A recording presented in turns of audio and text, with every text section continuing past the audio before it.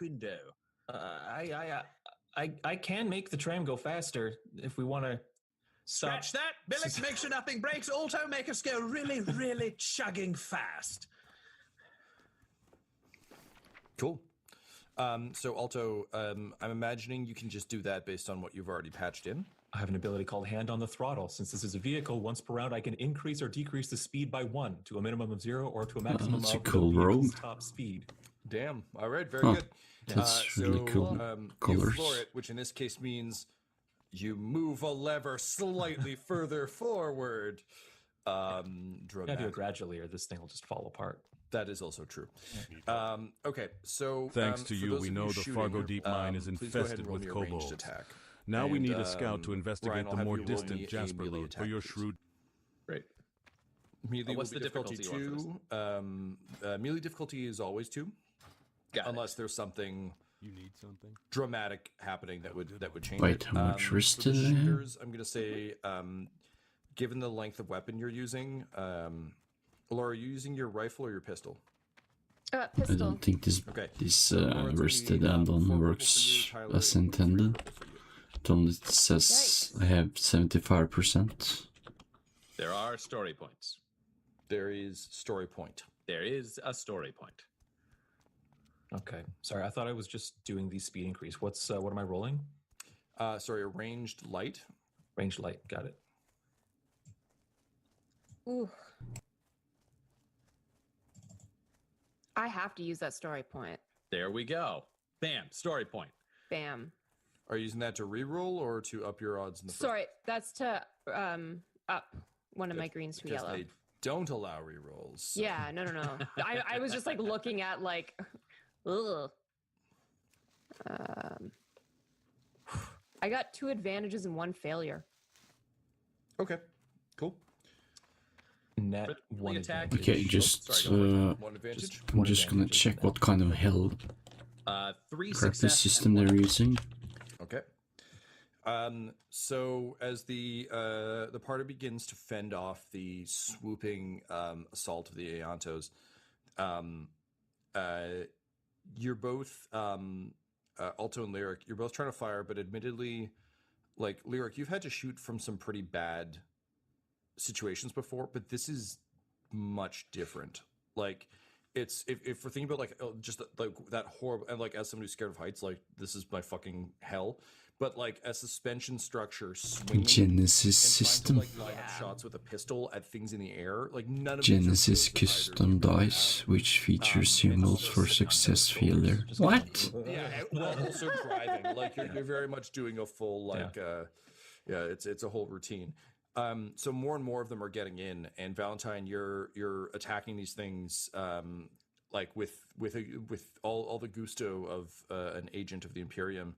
Sounds so weird compared to but while you're able Dice to pretty much 20 slay them as they come in system. through the holes, unfortunately, Lyric and Alto are unable to hold them at bay.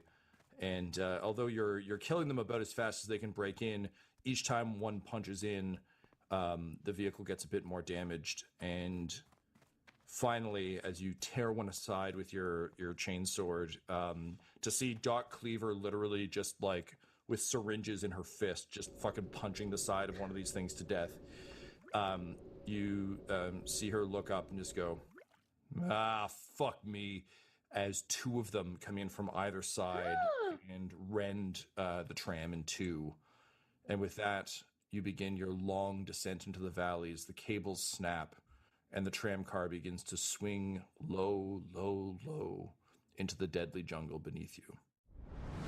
This episode of the Valentine Heresy features Ryan LaPlante at the Ryan LaPlante on Twitter as Inquisitor Lucius Valentine, Tyler Hewitt at Tyler_Hewitt on Twitter as Alto, Laura Hamstra at EL Hamstring on Twitter as Lyric, and our Game Master, Tom McGee at McGeeTD on Twitter. This episode's sound was edited and mixed by Laura Hamstra, and the Valentine Heresy's artwork was created by Del Borovitz by Jazzar, JAH at Dumdortenford. Jill and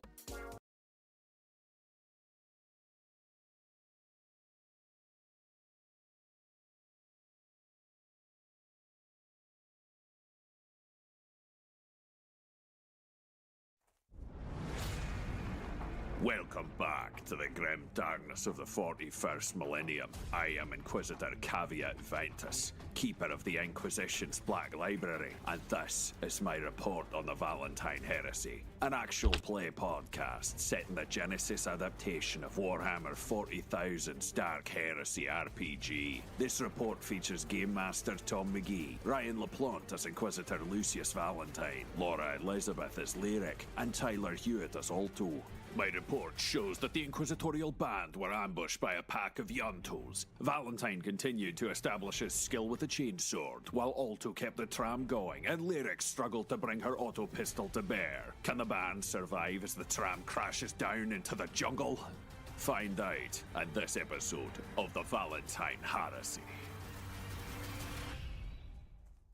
From the personal log of Administratum Philos Tremaine from 2 days before his death.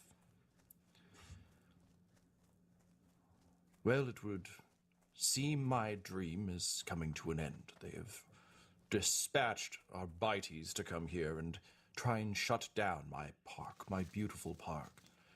You know, the first attraction I ever built was a flea circus. And all the kids from all the imperial families would come by and say, "Oh, Mommy, look at the fleas, look at the fleas." But of course, there were no fleas. At this place, I wanted to show them something they could see and touch.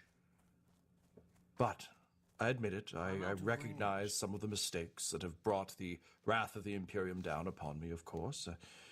The Xenos, beautiful, fascinating, and useful as they are here, are considered a plague to be wiped out. And granted, I can see that the hybrid experimentation was probably not well taken in the halls of the Imperium. But I wanted something real. Spared no expense. You were falling through the sky in a tram full of pterodactyls. God. Just another manic Monday in the Imperium. So all right, we tie their legs to the sides of the tram and they just fly us to where we want to go, right? Yeah, yes, the up philosophy. From one side, Lyric is saying that, and from the other side, Alto's just like, "Ah!" Yeah. Okay, so here's what you need to do. You need to take either 2 cats and just strap them to either side, or 2 pieces of buttered toast, which will create just an infinite vibe of not being able to land anywhere but the buttered side. So the good news is that the cables are providing a bit of resistance as you fall. It's not like a straight drop. It is swinging. It's still gonna fucking hurt. Yeah, it will. Incidentally, Alto's speeding up of the tram has actually assisted you somewhat because it means the tram's gears are still spinning on the cable. So rather than being tossed loose, it's kind of continuing to, like, it's not making progress, but at least it's not sliding off the end, which would be far, far worse. That's something. What do you all do? Hang on, I gotta get this John Hammond speech out of the way so I can bring up my notes again. What do you do? God help me. Do you brace? Like, what are you attempting to do to kind of make this hurt the least? No, ragdoll. Everyone ragdoll. All right, sure. So, him screaming, her yelling ragdoll, and I think Valentine would be singing just a hymn to the Emperor about survival and importance, which would sound vaguely like Gilbert and Sullivan, and he would just take a seat on, like, the seats on a bus, like they always tell you to do, where you just, like, bend over and, like, protect your head, and he's just praying through music.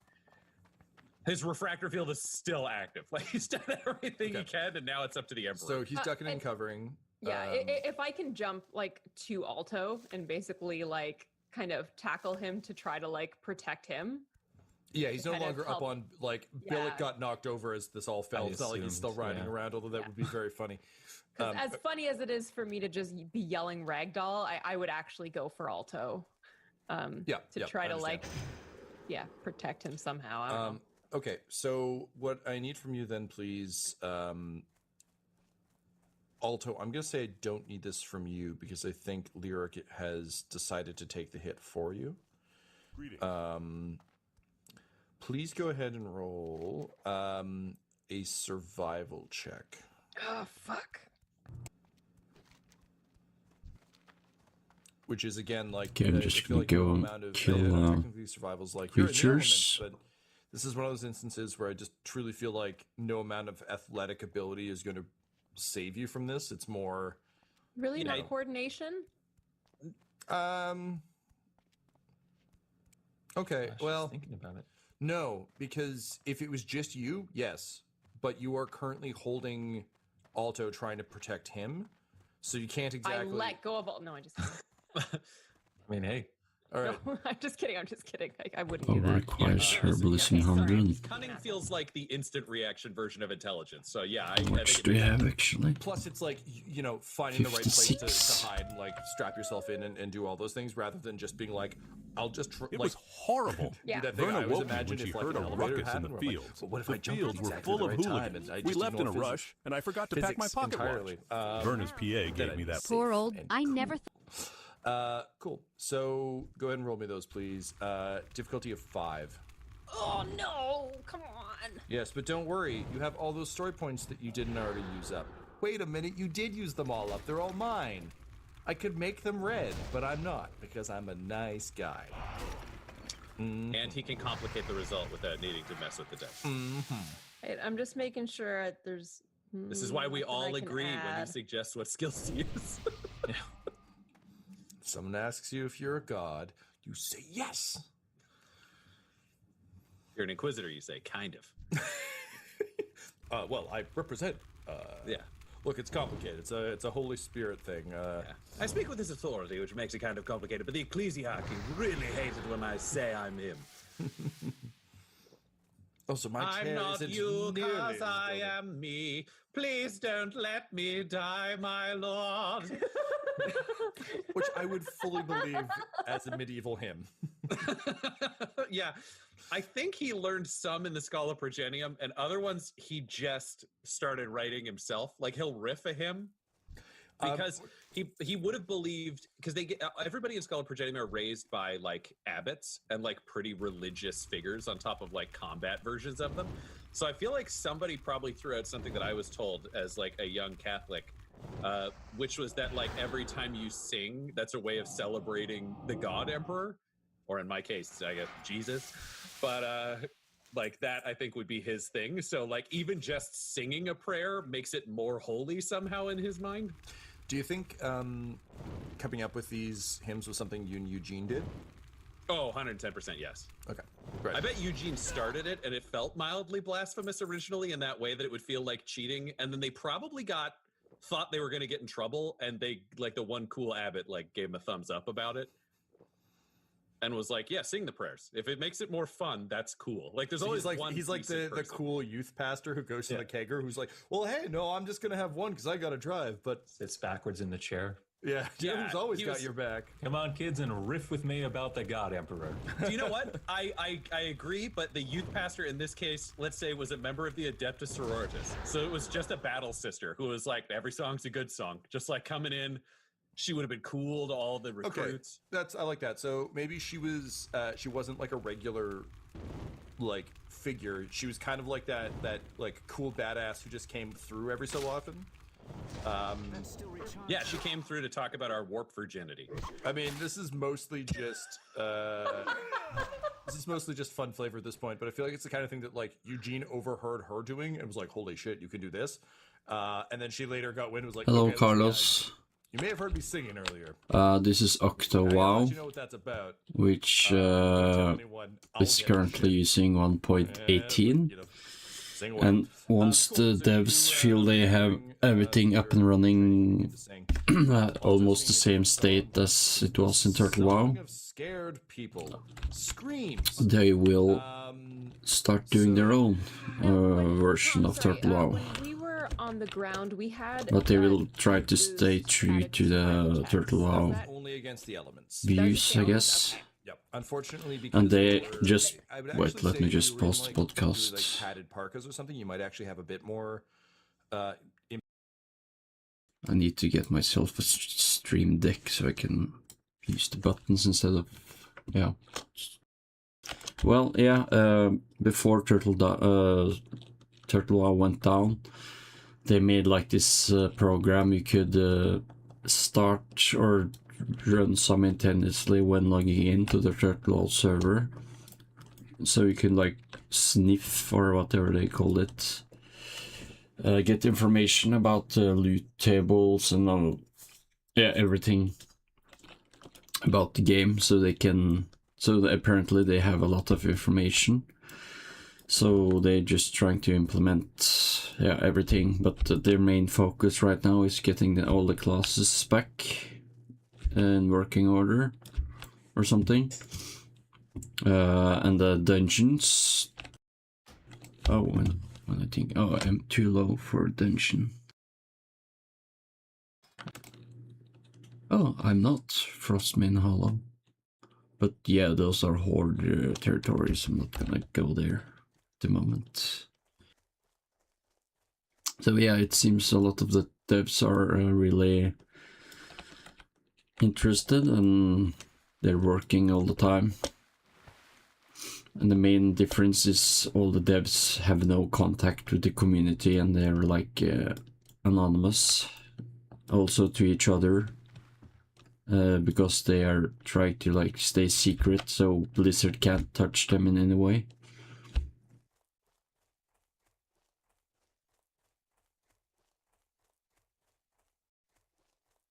And the only downside right now is that they use like it's because they call it as a beta now, so signups are not open 24/7. You have to make an account when they open up the sign up button. Last night it was up for... Let me check the Discord. If you join their Discord, you can like choose a sign up role that alerts you every time the sign up opens up, because they have made, or the creator of the fan community has made like a system whenever they open the sign up, the sign ups channel makes or alerts you. Yeah, so yesterday it was open from my time, 21:30, and all the way up to 7:03 in the morning. So yeah, the sign up window was pretty long. So it shouldn't be difficult getting an account now.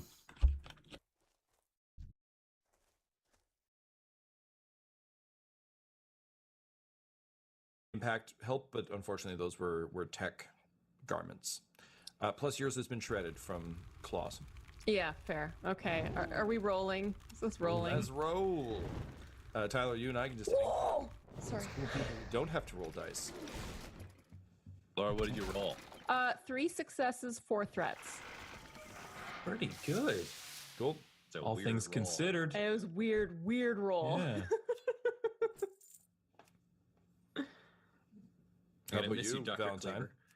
Oh, I had to roll survival? Yeah, cool. I'll just do that right now. You said, sorry, what was the difficulty? 5. 5? Cool. With my refractor field, would that do anything? Because it's designed to protect things. It adds 2 to my range and melee defense. I'm going to say in this case, I'll give you 1 boost dice for it. It's not really built for this at all. Yeah. But in the way that, like, weirdly, if you were wearing armor, it might not really protect you, but it would just, like, keep all your vital organs where they should be. Like, it'll at least, medieval armor will at least keep you in the shape of a person. Everything inside might get crushed, but, like, you'll still be in a roughly... Cool. 1 success, 1 threat for Valentine. So a total of 5 threat? Between the two of you? And how many successes? Laura, that threshold number. Num. Laura, how many successes did you have? I had 3. Okay, so yeah, 4 success, 5 threat total. Cool. All right, so Alto. Yeah, Laura? Never mind. Sorry. No worries. Good chat. Alto, you are going to take 5 wounds. You can add your soak, though. How about defense? I can't remember how that works. Defense is just about complicating an attack roll. Unfortunately, This is an environmental hit. Okay. No matter how good you are at dodging swords, it will not help you dodge a jungle. Yeah. And Lyric and Valentine. I'm going to say Valentine, with your amount of successes. Maybe I should try and respect fire instead Lyric, for leveling. Successes, you'll take 6. Okay. So that's including, so I subtract my soak from that, right? Yeah, please. Okay. God, I'm not. And doing well. Ryan, I'll say. Or never mind. Frost can do some damage. I was just using the wrong spell earlier. Instead of rank 3, I was using rank 1. Around, like flailing around like a ragdoll, it would actually eat some of that. Cool. Just because it would treat like jagged shit as. I just keep thinking in Dune terms, so it's like, jagged shit would be like, well. Yeah, the difference between an orc club and the corner of a couch is really just about how hard it's swinging. Yep. Who swings better clubs? No. And I should probably level up my joke for the city of Toronto. Say a fun local herbalism before I go here, since I can't pick up anything. We went into traditional Or maybe this one, the zero leaf. That joke's perfect. Kingston too, man. Is a place. As well as an excellent show. Just for you guys to know. Is an excellent show. Yeah, we're just like very quietly transitioning into like a show about local culture. Like that's what they always say. Go to the grimdark world of Warhammer 40,000. It's just like Southern Ontario. Yeah. Yes, the tech priest lurks in the shadows, drags himself forward, and says, "Did you know that this is the celebration of that raccoon who died during the Pan Am Games, and we gave him a funeral in Toronto?" Yeah. Ooh, the deep cut lore stuff. It's real Gav Thorpe level shit. This gondola ride turned into a real ride on like the Dufferin bus, if you know. Was it hashtag dead raccoon TO? Yeah, Conrad the dead raccoon. Yeah. In any case, back in the jungle. Welcome to the jungle. We have neither fun nor games, just hurt.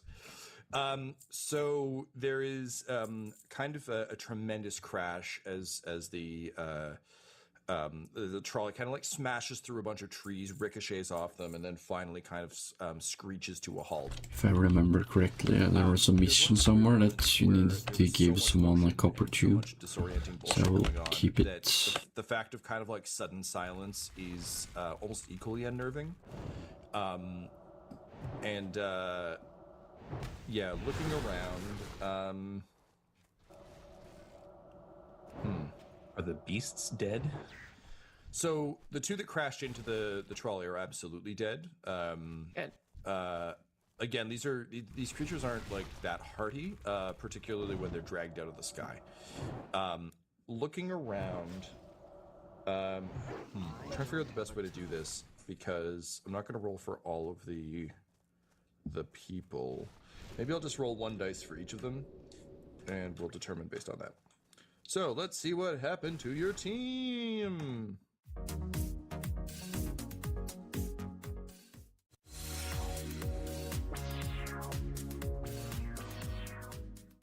Well, fuck me.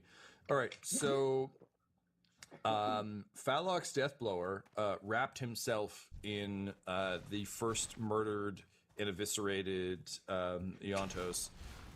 So he bursts forth from it, and then he sees the other two dead ones, and he says, And he shoots a dart into each of them. He's like, "Killed them. I truly am the greatest hunter." The sort of like vaguely Arbites, Horatio Vagata, crawls out from under a bench, looking just like pretty fucking bruised. But he had sort of the same idea as the Inquisitor, just slightly worse, as is his way. So he gets up and like, you think his arm is pretty fucked, but like he manages to kind of like sling it into his like mess of Hawaiian shirts and armor, and kind of like quickly pulls out his sort of like short barrel shotgun, and kind of looks around to the rest of you.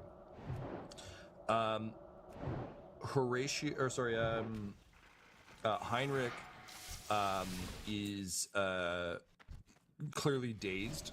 He was tossed around like a rag doll. He seems to be kind of on his last legs.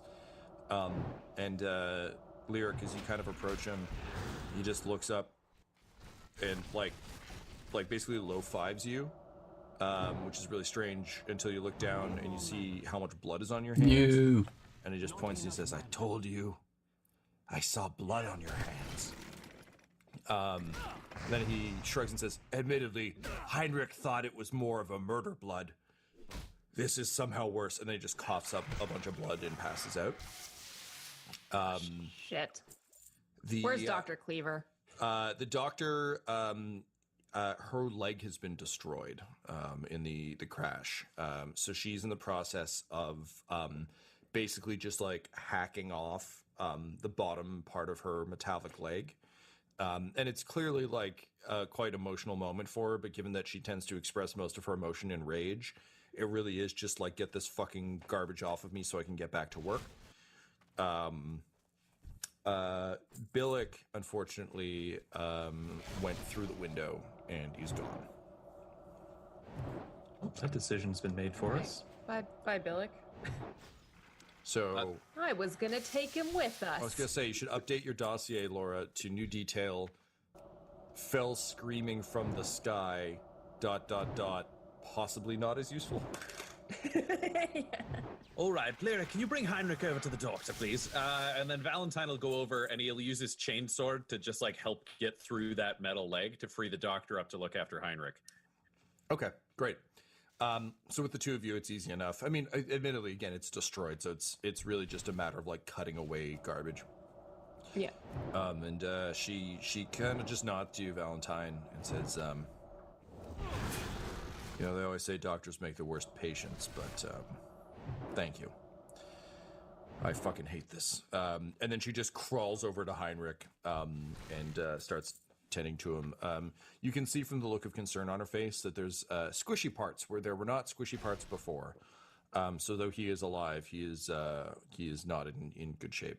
I'm now gonna level up this character until you can hear 18 or 19, so I can quest with my friend who is that level. And you also kind of took the least hit.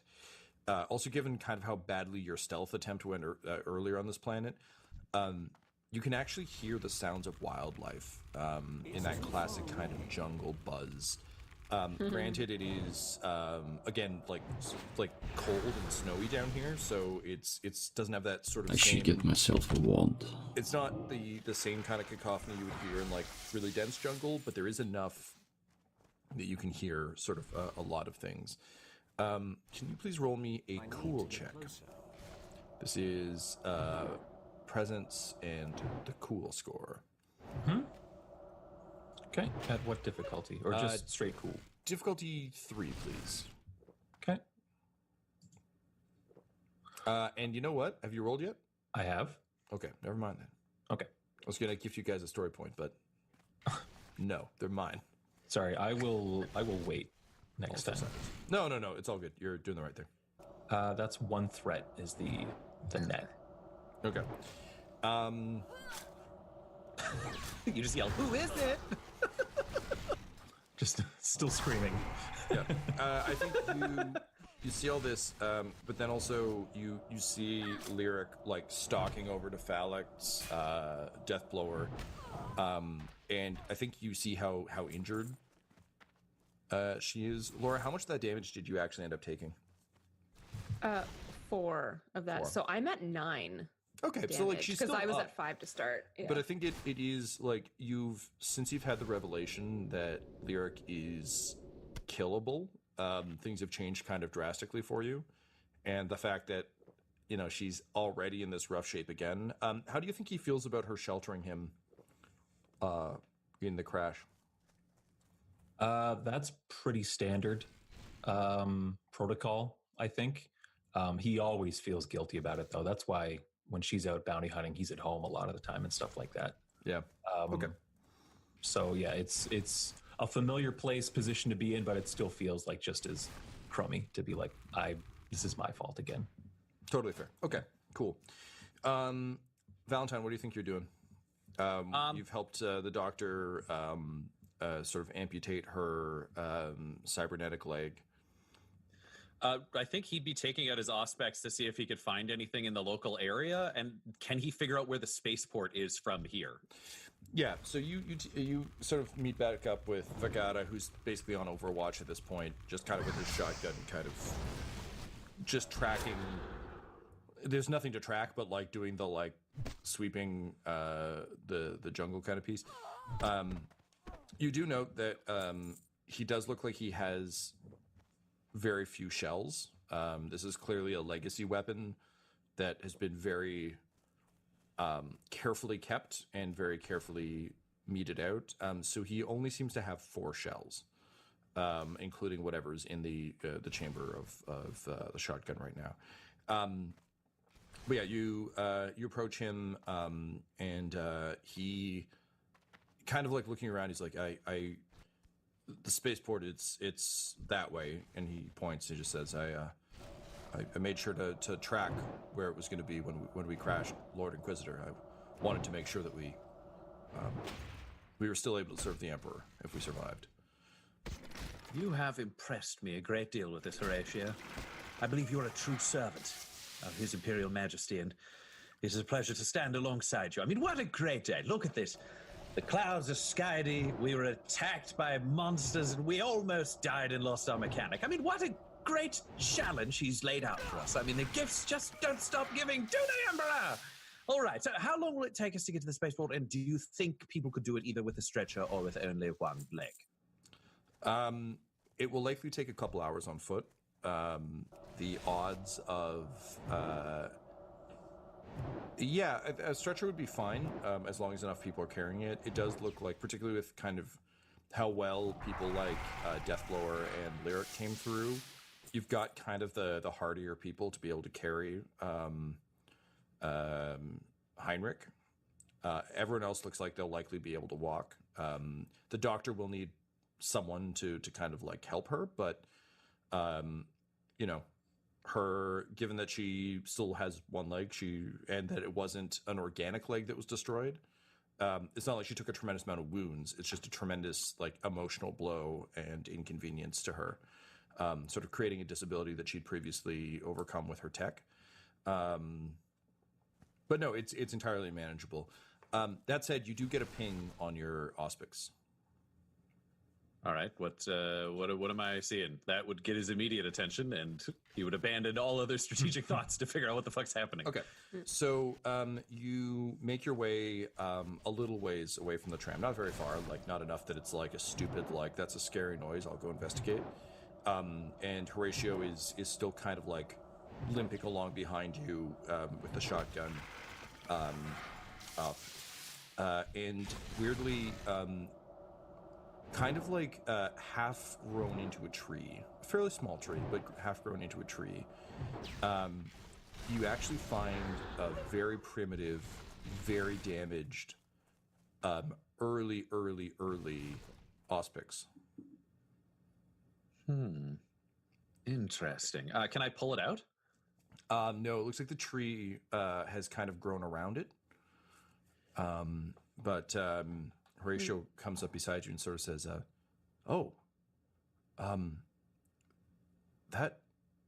that's been missing from the armor we recovered for some time. We must be near the site of the Arbiter's final battle with the Administratum. Interesting. Horatio, just gonna go with Kane to find my phone for an authenticator. Lyric as well. Tell Falix to watch over the Doctor and Heinrich. So he does that. He waves you guys over. Friends, we seem to have uncovered the location of the Arbiter's final stand. Alto, can you get anything from this Auspex here? It might be able to give us more of a location. I know you have the ability to, shall we say, plug into things. Yeah, I can try. And I'll walk over to this tree. I'll probably try to pull it out as well. Be like, oh, it's stuck, huh? Hence the plug-in, my friend. And I'll try to PRB. try to jack in if I can, or is that not possible the way it's stuck in the tree? No, it is. I mean, this thing is like mangled, but it isn't like, it very much is like if you left a bike and a tree just kind of grew around it. There's enough that you can kind of like jimmy a connection. Plus, you have the tools to kind of like pry up a little corner and if you need to. That's true. So you manage to sort of access it, even though it is running on like a well depleted piece of tech. But incidentally, it's whatever it is, it was a hardy piece of tech. I think we'll say that it's got some degree of kind of like if you found like one of those like hardcore batteries that just literally runs at low level for as long as it physically can. Mm-hmm. So you're not able, now that you're jacked into it and feeding it power, you're able to kind of access some of the systems. Basic functions come back online, as well as an audio log that you're able to recover that plays in that way we joked about earlier with the Ave Maria thing, out of like a tinny broken ass speaker. Mm-hmm. But you hear the long dead voice of the original arbitrator who came to the planet. And he just says, well, this is rather more embarrassing than I'd intended, but it would seem that they grow their administrators a bit more tough down here. He's wounded me rather badly, but I did manage to chase him off, so he shouldn't be of any more threat to the garden. I do believe I'm dying, which is probably for the best given what they would do to me if they learned I failed. But he is too much for me. I think I'll leave this here and head back. No one needs to know what happened here. As far as they're concerned, I killed the fucker. We'll go with that. If you find this, you should probably run. And Horatio is like, well, this doesn't make any sense. He killed the administrator. That's how that went. And then you just look over to Valentine and he points to Eugene and he's like, did you get that? And Eugene's head just like one eye blinks green. And he's like, all right, we're going to need that for later. Horatio didn't kill him. And Horatio is again just like flabbergasted. And that's when both of the auspices begin to ping at the same rate in that classic horrible alien coming down the fucking vent system. But there's a problem. Because the dot that it's showing on the sweep is too large for any of the creatures you've seen so far. And that's when you hear a horrific booming roar that, if you just focus hard enough, almost seems to sound like, "Spared no expense." And that's when you see the trees begin to move as the Administratum comes for the trespassers.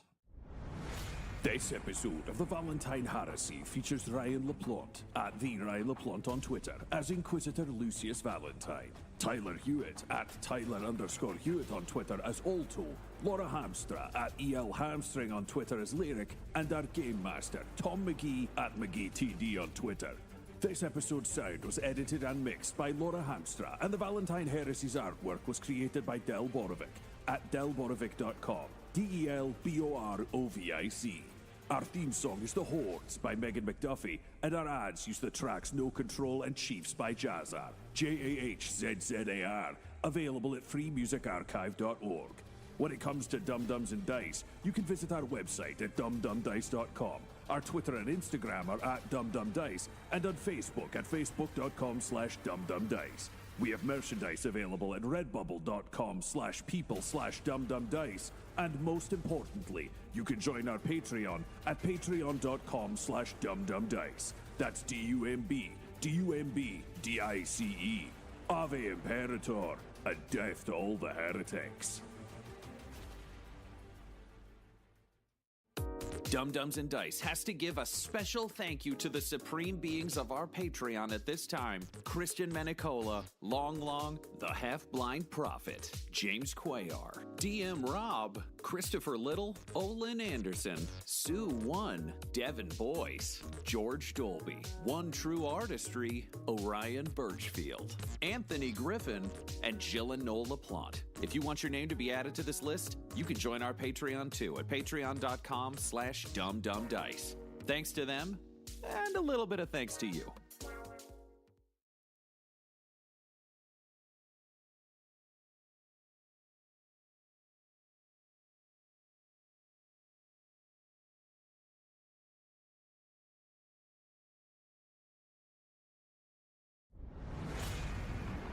Welcome back to the grim darkness of the 41st millennium. I am Inquisitor Caveat Ventus, keeper of the Inquisition's Black Library, and this is my report on the Valentine Heresy, an actual play podcast set in the Genesis adaptation of Warhammer 40,000's Dark Heresy RPG. This report features Game Master Tom McGee, Ryan LaPlante as Inquisitor Lucius Valentine, Laura Elizabeth as Lyric, and Tyler Hewitt as Alto. My report shows that the Inquisitorial Band are facing some kind of twisted administratum in the jungle. Alto look for flowers. Lyric protected her brother at the cost of herself, and Valentine was impressed with Horatio Vegata's capability in the crisis. Can the band survive their deadliest foe yet? Find out in this episode of the Valentine Heresy. From the logs of Administratum Philos Tremaine. You know, there were a lot of sayings back when I was growing up. Lots of different things that people like to throw around as though it was somehow deep, somehow knowledgeable. But only one really stuck with me. And that was to always have a plan B. This is mine. So, our inquisitorial party flowers has just met Plan B.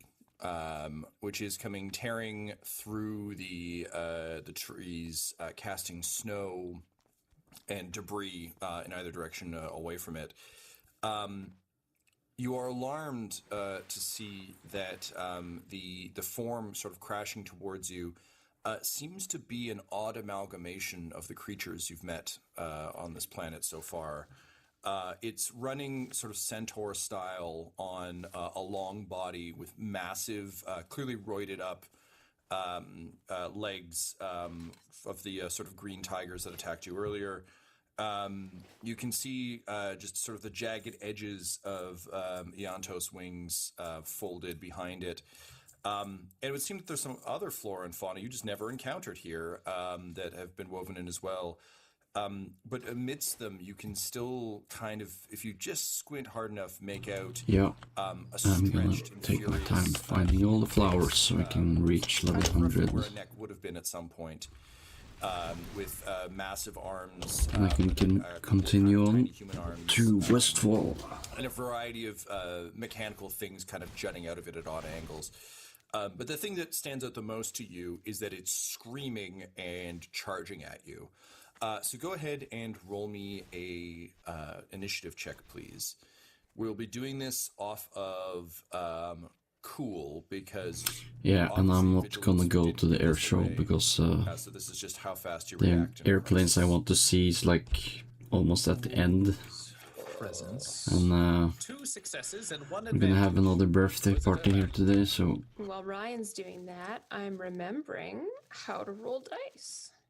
That's 3 successes, 1 advantage for. But there's gonna be I think a bigger air show in Telemark that I can join instead later this year. That will also have Swedish jet fighters coming. Success to advantage. Apparently. Okie dokie.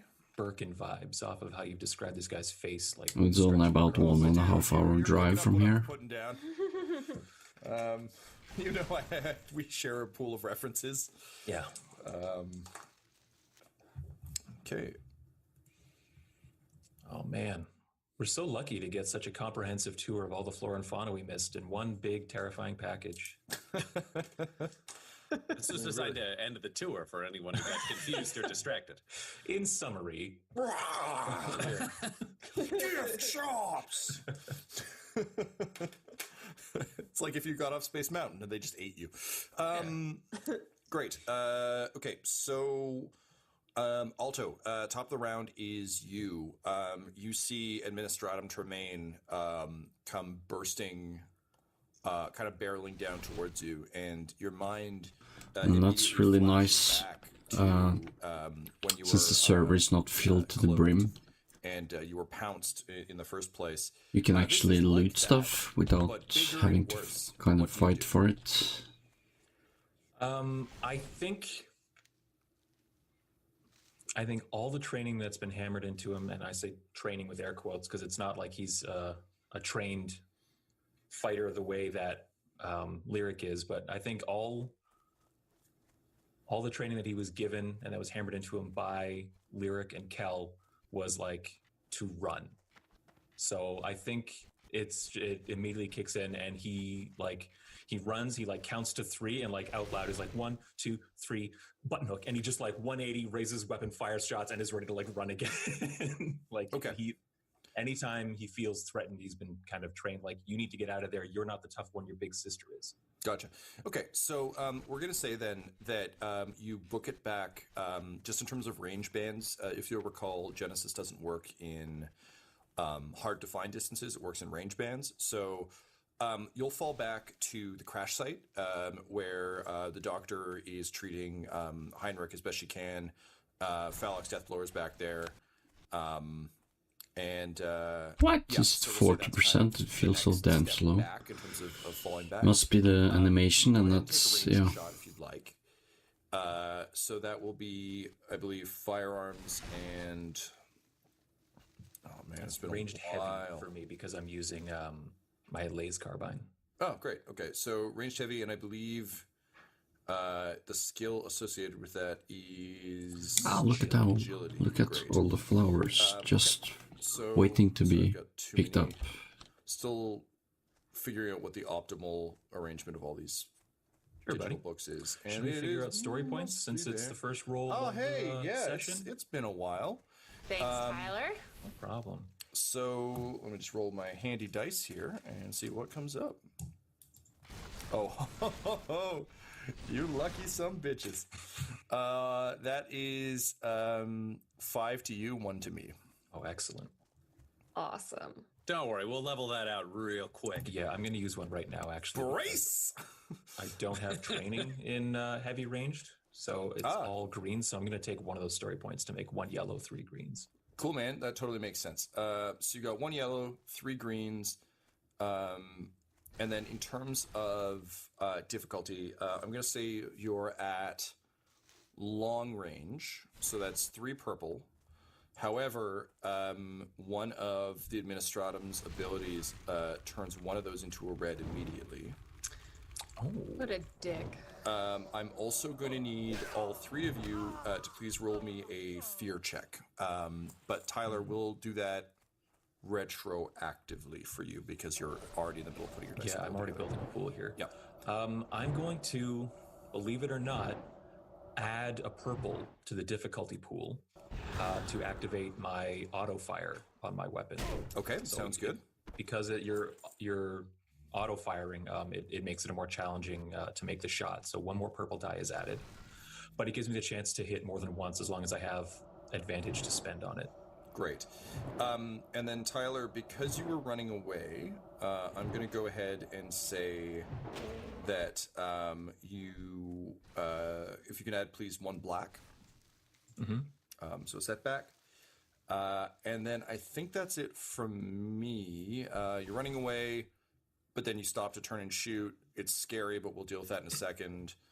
Actually, It doesn't make sense for me to try auto fire right now just because we don't have any advantage in the pool, and like the way the dice pool is shaping up, like I don't have dice to spare for hoping to get advantage. I need only successes, so I'm gonna bring that back down. The other thing to remember, Tyler, is for not for this round, but for future rounds, is you can take up to 2 rounds to aim. Each round you aim, you add an additional boost dice.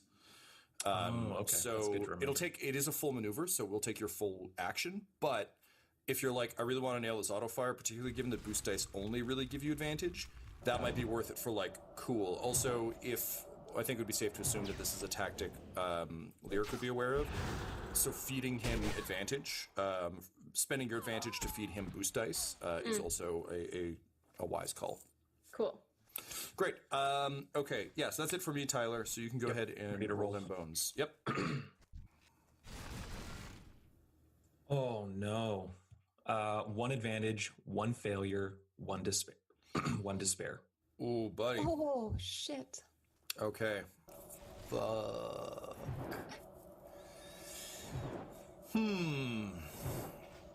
Okay, I'm going to spend the despair to jack him up on his first round of strikes. I made him angrier.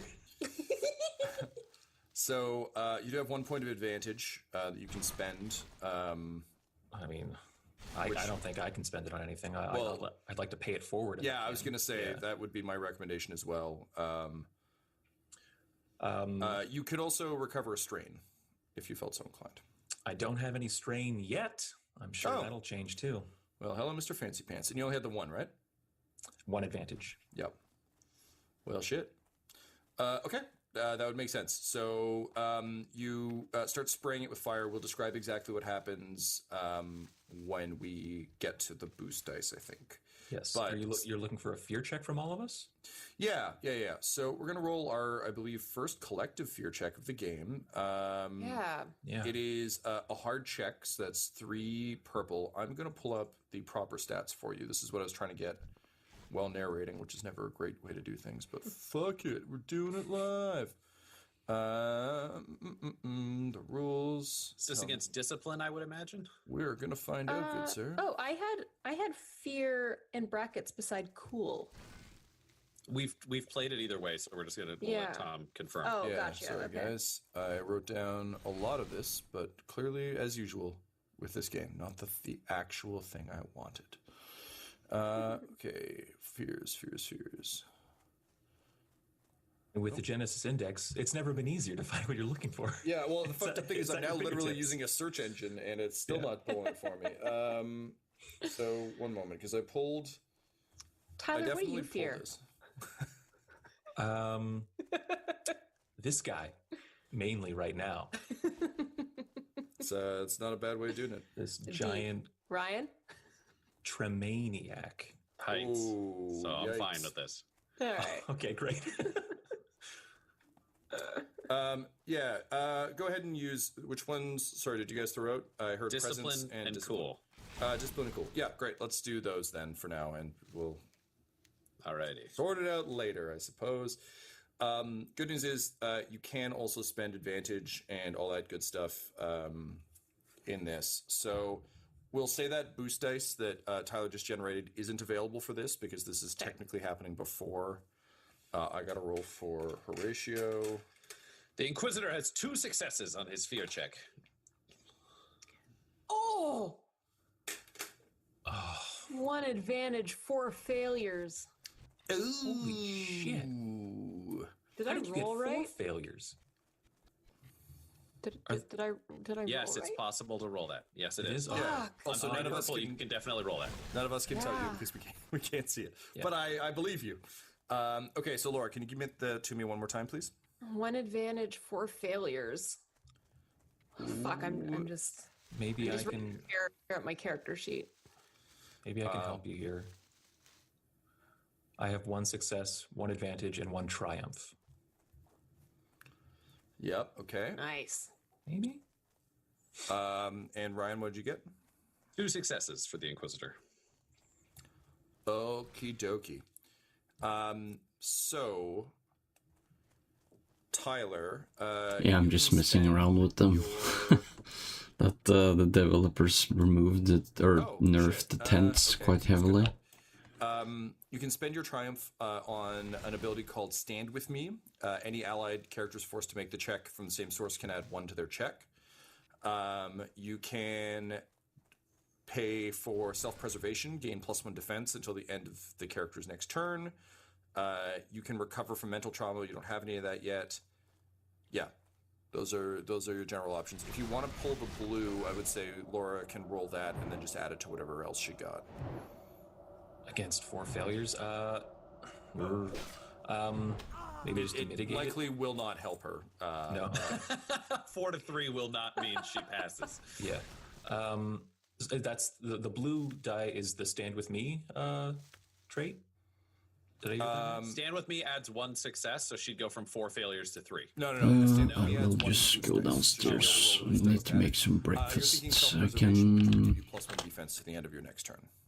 I guess self-preservation just makes the most sense tactically. He ran even better. Okay, it's 14 minutes. Okay, I can just rewind later. You can choose to listen or just skip. Immediate free maneuver that can exceed the 2 maneuver per turn limit. I need to find a safe location.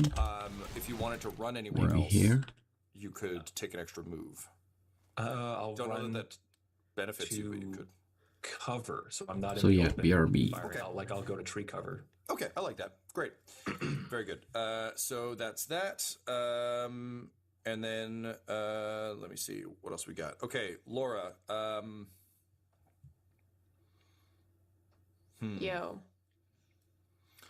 Okay, and so you said you had 4 failures. Is that correct? Again, 4 failures, Tom. I'm sorry. I'm not doing that to be. I'm not trying to be a dick about it. I just need to know. I also got 1 advantage.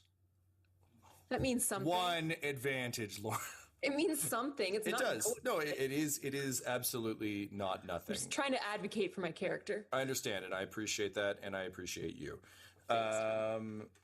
Cool. So, what the? Oh, I appreciate you back. Jeez. Oh no, it's cool. Sorry. It's cool. That Thank you. It was a little delayed, wasn't it? No, it's fine. I'm just trying to figure out a thing, and I can't. So. That's fine. So 4 failures. Jesus. I'm gonna say I'm almost dead, to be clear. Yeah. I think this is more about fear check, right? So I think you're probably scared. Yeah, you are frozen in terror. So you are immobilized and staggered during your next turn. I'm also going to say, because you got 4, you also have debilitating fear, which adds an additional setback dice to each action they take during the encounter. All right, we'll just add a black die right there. Okay. Yep. Yeah, after the ravaging you received at the claws of one of these creatures, seeing a weird hybrid monster is just bringing back some unfortunate memories. To be clear, Lyric's fear reaction, like her face is just like a mask. It is stone. It is blank. There is nothing at all. It's literally just like paralyzed and staring blankly. She almost looks calm. This is somewhat counterintuitive, but with your 1 advantage, you can buy yourself an adrenaline rush, which will add 1 blue to the next check you make. So it doesn't take away any of the bad things that just happened to you, but it at least gives you... That's cool. It offsets the bad for 1 round. Mitigates some of it, at least for 1 turn. Yep. Awesome.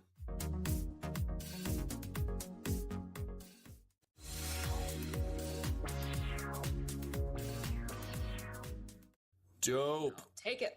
Okay. Cool. So yeah, in your head, Alto, you just hear Kel and Lyric always telling you to run because, like, don't worry, Lyric's got this. And then as you rush past her, she's just standing there, like, wide-eyed, very stoically, and not drawing her weapon, which is kind of what you've come to expect. Yeah. Which throws off your aim when you turn to shoot because, like, this is really fucking concerning. Cool. That brings us to Lyric, actually. Wah, wah, wah, wah. Staring. So just staring. Yep. And so this terrified. Immobilized and staggered doesn't mean you can't do anything. Okay. Let me just double check what staggered does. This is the first time we've had this particular effect. It might mean you can only do minor things, but let's find out. Can I only do incidentals? Seems like the right thing for this. So yes, let's go ahead and say that. And then if I well, no, I found those fear rules I was looking for. Good for me. Good for me. Go ahead, Laura. So I do have the talent of tumble, which is an active incidental. Mm-hmm. And once per round, I can suffer 2 strain to disengage from all engaged adversaries. And is that an action? It's an incidental. All right. Well, then you might actually be all right. That does seem like the kind of thing you'll be able to do. Let me just double check. Cool. That's that Kel training kicking in for you too. Yeah. Yeah. Yeah, when in doubt, tumble. Tumble like you've never tumbled before. Does engaged refer to melee combat? Yeah, I guess that's kind of the question. I mean, it's about to be, so Nice. If this guy started shooting anything, I'd be like, game over, man. He's got guns. Come on. No, man. I'm just like trying to figure out everything I can do. No, I fully understand. I'm Staggered. All right. You cannot perform actions, including downgrading actions to maneuvers. Most effects that stagger a character have a set thing. Character staggered multiple times, blah, blah, blah. So, yeah, that would mean that you can do that. However, you are also immobilized. If you're just staggered, I think you'd be fine. But I feel like immobilized, unfortunately, prevents it. But then when this thing is on, can I kind of like ready that for my next turn? Then yeah, absolutely. Is that kind of something I can do? Like I'll be it's ready like for it? Yeah, it's literally your Sam Neill with that flare, just being like, get me, and then just getting ready to toss it until sweet Mr. Goldblum gets in there as well because he just wants to save those kids. Okay, wicked. Bring us to Valentine, who tied with Tremaine, but I figure I'll give you guys a break. Alrighty. Well, one person is frozen in combat with no clue what's going on. The other person has run away. Behind them is an injured doctor, an unconscious person, and an idiot. Apparently, the only people who are going to stand and fight here are the Inquisitor and Horatio, who has like 4 bullets. So, when Trust in me, doubt, he's going to use those.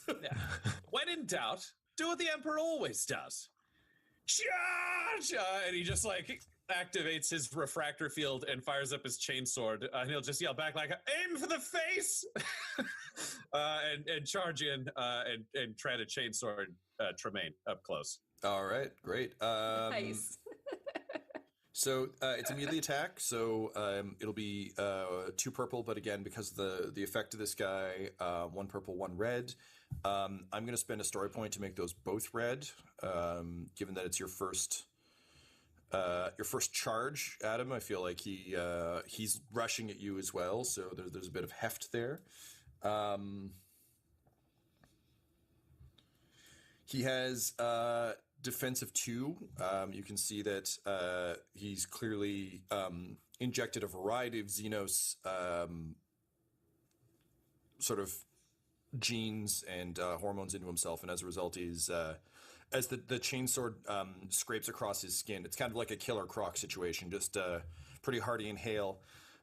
So the defensive 2 will add 2 black. I think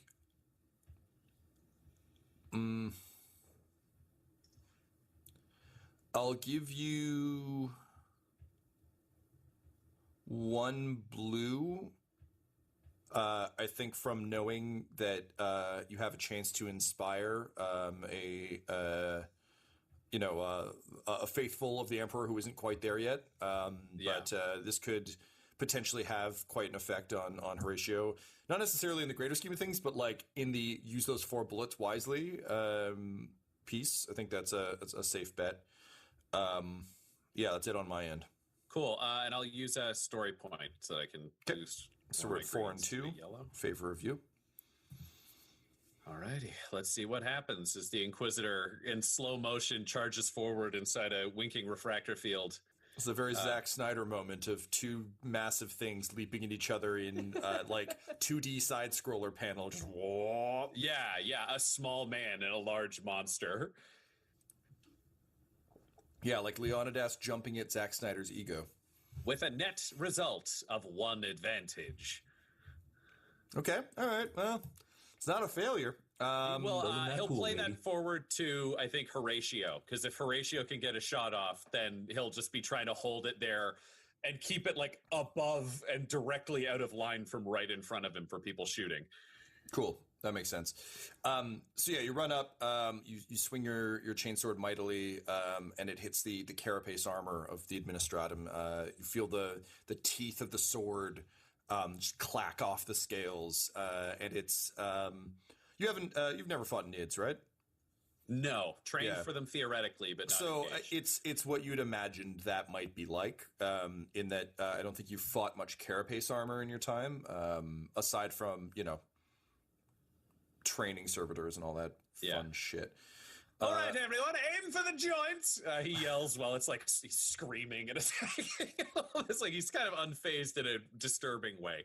Well, it's funny that you mention it screaming, because now that it's up close, it actually sort of out of this weird twisted jaw, you just hear, "Oh, good, one of the Emperor's faithful. Always so nice to have visitors.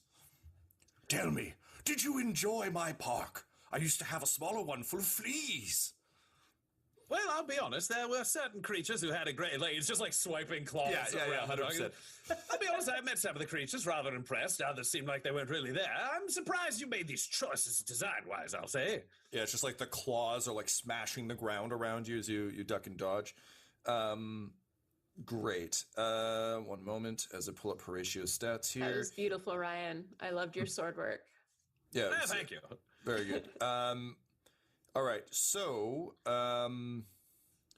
with that, Horatio, seeing his first chance to truly try and live up to the legacy of the arbitrator who came to Trent in the first place, looks down at his gun, looks up at the Inquisitor, and just says, "Well, he did say that in these cases the Emperor always says charge, so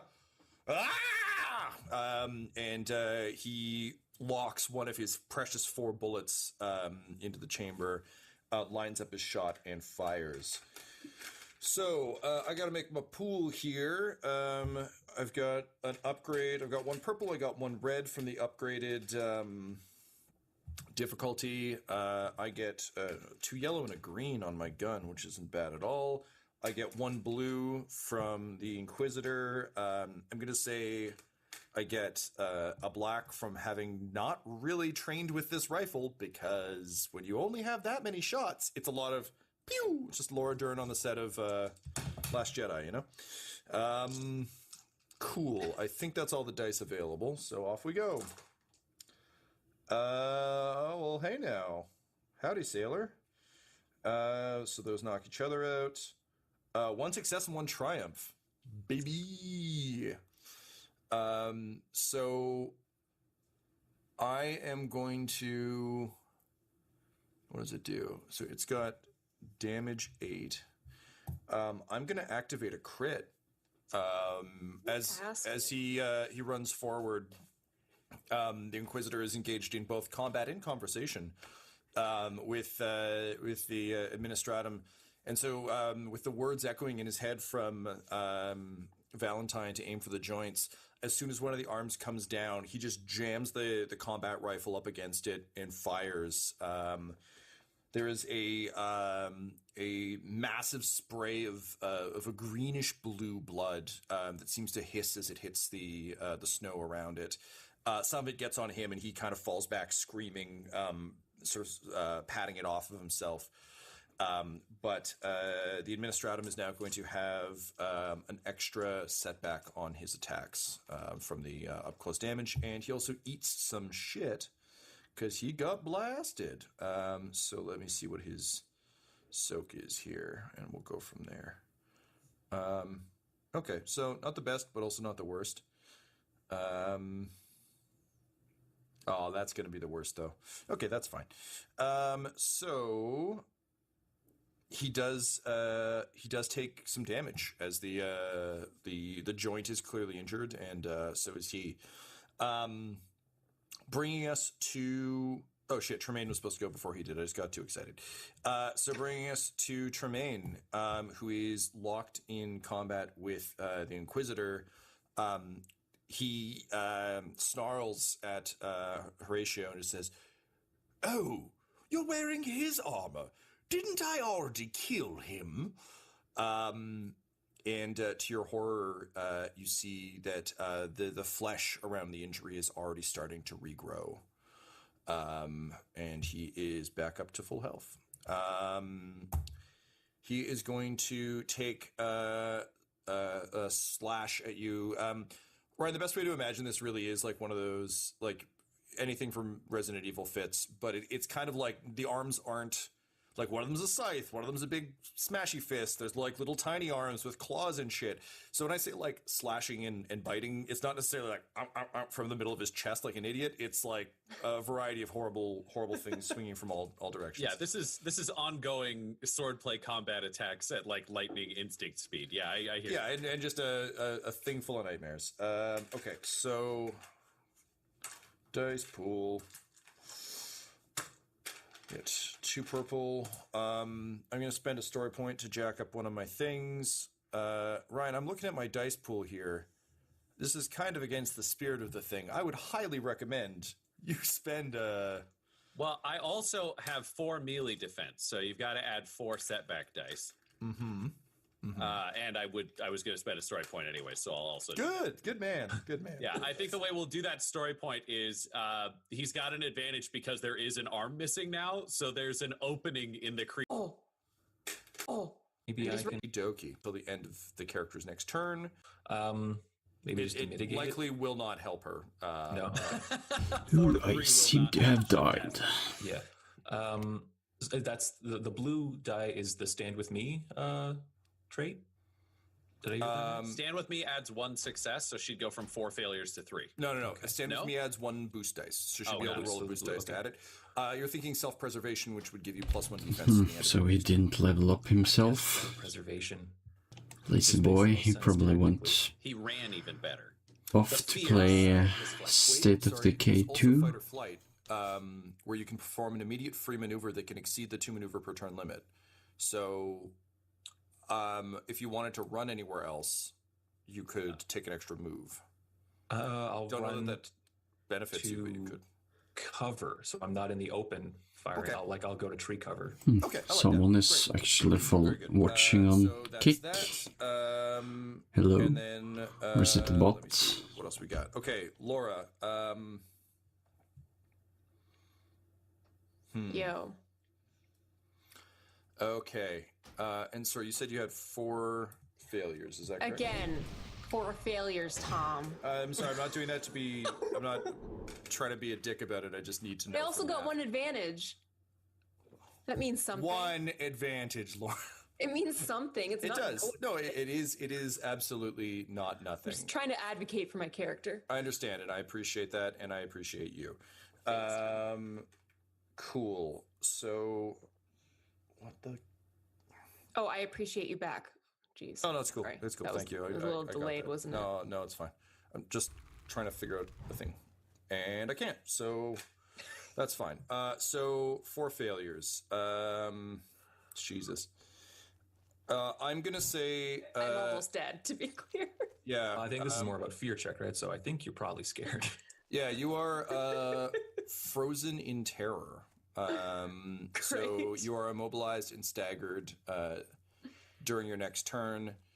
I'm also going to say, because you got 4, you also have debilitating fear, which adds an additional setback dice to each action they take during the encounter. All right, we'll just add a black die right there. Okay. Yep. Yeah, after the ravaging you received at the claws of one of these creatures, seeing a weird hybrid monster is just bringing back some unfortunate memories.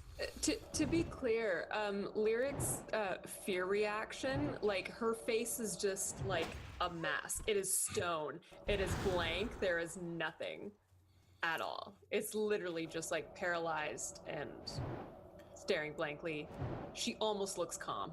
This is somewhat counterintuitive, but with your 1 advantage, you can buy yourself an adrenaline rush, which will add 1 blue to the next check you make.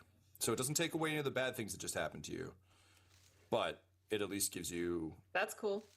It offsets the bad for 1 round. Mitigates some of it, at least for 1 turn. Yep. Awesome.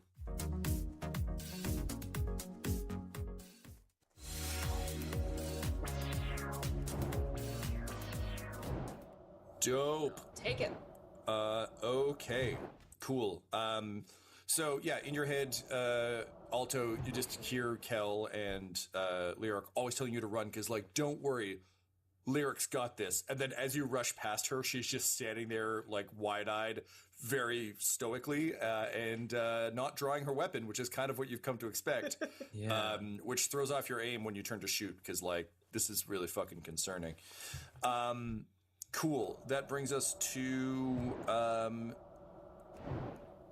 Lyric, actually. Wah, wah, wah, wah. Staring. So just staring. Yep. And so this terrified. Immobilized and staggered doesn't mean you can't do anything. Okay. Let me just double check what staggered does. This is the first time we've had this particular effect. It might mean you can only do minor things, but let's find out. Can I only do incidentals? Seems like the right thing for this. So yes, let's go ahead and say that, and then if I well, wolves walking around. Good for me. Go ahead, Laura. So I do have the talent of tumble, which is an active incidental. Mm-hmm. And once per round, I can suffer 2 strain to disengage from all engaged adversaries. And is that an action? It's an incidental. All right. Well, then you might actually be all right. That does seem like the kind of thing you'll be able to do. Let me just double check. Cool. That's that Kel training kicking in for you too. Yeah. Yeah, when in doubt, tumble. Tumble like you've never tumbled before. Does engaged refer to melee combat? Yeah, I guess that's kind of the question. I mean, it's about to be, so nice. If this guy started shooting anything, I'd be like, game over, man. He's got guns. Come on. No, man. I'm just like trying to figure out everything I can do. No, I fully understand. I'm staggered. All right. You cannot perform actions, including downgrading actions to maneuvers. Most effects of the staggered character have a set thing. Character staggered multiple times. Blah blah blah. So yeah, that would mean that you can do that. However, you are also immobilized. If you're just staggered, I think you'd be fine. But I feel like immobilized, unfortunately, prevents it. But when this thing is on, can I kind of like ready that for my next turn? Then yeah, absolutely. Is that kind of something I can do? Like it's like it's literally your Sam Neill with that flare, just being like, get me, and then just getting ready to toss it until sweet Mr. Goldblum gets in there as well because he just wants to save those kids. Okay, wicked. Bring us to Valentine, who tied with Tremaine, but I figure I'll give you guys a break.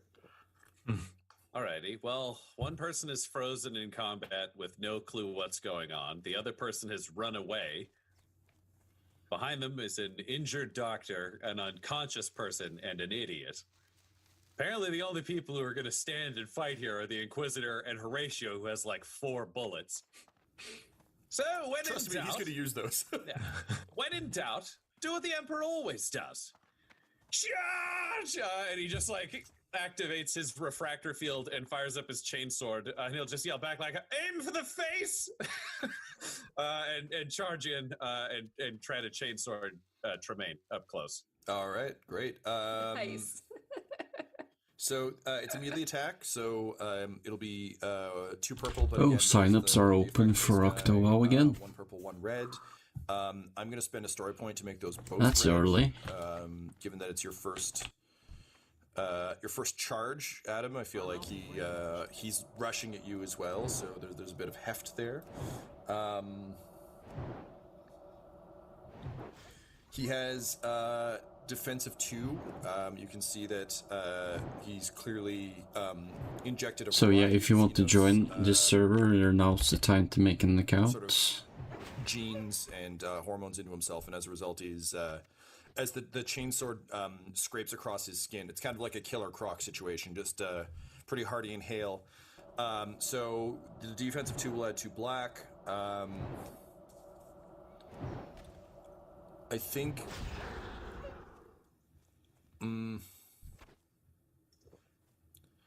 I'll give you 1 blue. I think from knowing that you have a chance to inspire a faithful of the Emperor who isn't quite there yet. But this could potentially have quite an effect on Horatio. Not necessarily in the greater scheme of things, but like in the use those 4 bullets wisely piece. I think that's a safe bet. Yeah, that's it on my end. Cool. And I'll use a story point so that I can use. So we're at 4 and 2. Favor of you. Alrighty, let's see what happens as the Inquisitor in slow motion charges forward inside a winking refractor field. It's a very Zack Snyder moment. Yeah, of Octowall massive things. sign-ups are open, so go to our website and make an account if you want to play. Yeah, a small man and a large monster. Yeah, like Leonidas jumping at Zack Snyder's ego. With a net result of 1 advantage. Okay, all right, well, it's not a failure. He'll play that forward to, I think, Horatio, because if Horatio can get a shot off, then he'll just be trying to hold it there and keep it like above and directly out of line from right in front of him for people shooting. Cool, that makes sense. So yeah, you run up, you swing your chainsword mightily, and it hits the carapace armor of the Administratum. You feel the teeth of the sword just clack off the scales, and it's you've never fought Nids, right? No, trained for them theoretically, but not so engaged. It's what you'd imagined that might be like. In that I don't think you fought much carapace armor in your time, aside from training servitors and all that fun shit. All right, everyone, aim for the joints! He yells while it's like he's screaming and it's like he's kind of unfazed in a disturbing way. Well, it's funny that you mention it screaming, because now that it's up close, it actually sort of out of this weird twisted jaw, you just hear, "Oh, good, one of the Emperor's faithful. Always so nice to have visitors. Tell me, did you enjoy my park? I used to have a smaller one full of fleas." Well, I'll be honest, there were certain creatures who had a great... Like, it's just like swiping claws around. 100%. I'll be honest, I met some of the creatures, rather impressed. Others seemed like they weren't really there. I'm surprised you made these choices design-wise, I'll say. Yeah, it's just like the claws are like smashing the ground around you as you duck and dodge. Great. One moment as I pull up Horatio's stats here. That was beautiful, Ryan. I loved your sword work. Yeah, thank you. Very good. All right, so with that, Horatio, seeing his first chance to truly try and live up to the legacy of the arbitrator who came to Trent in the first place, looks down at his gun, looks up at the Inquisitor, and just says, "Well, he did say that in these cases the Emperor always says charge, so and he locks one of his precious 4 bullets into the chamber, lines up his shot, and fires. So sign-ups are open on Octo. If you don't have an account, you can make it now. I've got 1 purple, I got 1 red from the upgraded difficulty. I get 2 yellow and a green on my gun, which isn't bad at all. I'm just running around gathering I'm gonna say flowers and shit. A black from having not really trained with this rifle, because when you only have that many shots, it's a lot of pew. It's just Laura Dern on the set of Last Jedi, Cool. I think that's all the dice available, so off we go. Well, hey now. Howdy, sailor. So those knock each other out. 1 success and 1 triumph. Baby. So I am going to... No, the sign-ups are not open permanently. They just opened up. I'm going to activate a crit. As he runs forward. But yesterday it was open for. The Inquisitor is engaged in both combat and conversation with the Administratum, and so with the 9 hours. So yeah, that's almost permanent. As soon as one of the arms comes down, he just jams the combat rifle up against it and fires. There is a massive spray of a greenish blue blood that seems to hiss as it hits the snow around it. I just watched the Discord channel whenever they post. Patting it off of himself. But the Administratum is now going to have an extra setback on his attacks from the up-close damage, and he also... But yeah, it doesn't seem like it's far away until they open up permanently. So let me see what his soak is here, and we'll go from there. Okay, so not the best, but also not the worst. Oh, that's going to be the worst, though. Okay, that's fine. So... He does take some damage as the joint is clearly injured, and so is he. Bringing us to... Oh, shit, Tremaine was supposed to go before he did. I just got too excited. So bringing us to Tremaine, who is locked in combat with the Inquisitor. He snarls at Horatio and just says, "Oh, you're wearing his armor. Didn't I already kill him?" Yeah, that's exactly my one of the favorite choices at the moment as well. No Chinese farmers running around all over the place. He is going to take a slash at you. Ryan, the best way to imagine this really is like one of those, like anything from Resident Evil fits, but it's kind of like the arms aren't... Like, one of them's a scythe, one of them's a big smashy fist, there's, like, little tiny arms with claws and shit. So when I say, like, slashing and biting, it's not necessarily, like, ow, ow, ow, from the middle of his chest like an idiot. It's, like, a variety of horrible things swinging from all directions. Yeah, this is ongoing swordplay combat attacks at, like, lightning instinct speed. Yeah, I hear Yeah, and just a thing full of nightmares. Okay, so... Dice pool... Flowers on the island.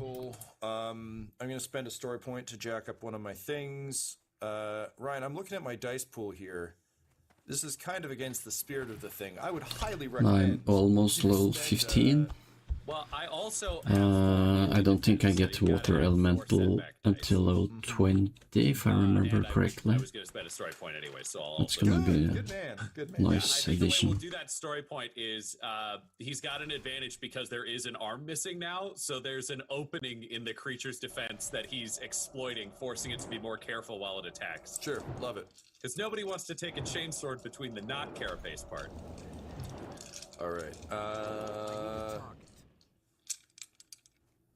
Yeah, okay. So it swings down at you mightily. I'm not using the fancy app, so I actually have to count all these. Give me one moment, please. What a loser. Yeah, I know, right? Sorry, Tom. I'm just like really annoyed at how hurt I am. I understand. I understand. Take it out on you. I'd be mad. I'd be mad at me too. It's good. All right. So that is 2 successes, but 6 threat, which is a weird fucking shakedown. Interesting. Yeah, isn't it though? Yeah, I'm just running around gathering flowers. Well, so yeah, because I'm rolling as a villain, so it's the equivalent of you guys rolling advantage. Yeah. So let me see how this all shakes out. This is very strange, and I very rarely have to roll for enemies that are more complex than like it stabs. I choose to win. Bold choice, man. All right, cool. Okie dokie, that'll do that then. Great. So, Ryan, in terms of what you can spend all that sweet stuff on, I may dictate some of this just because... That's fine. There's a lot. My jorb. Yeah, Tom, I never mind. Dictate away. Yeah, I guess the signups will be open for at least a few hours again.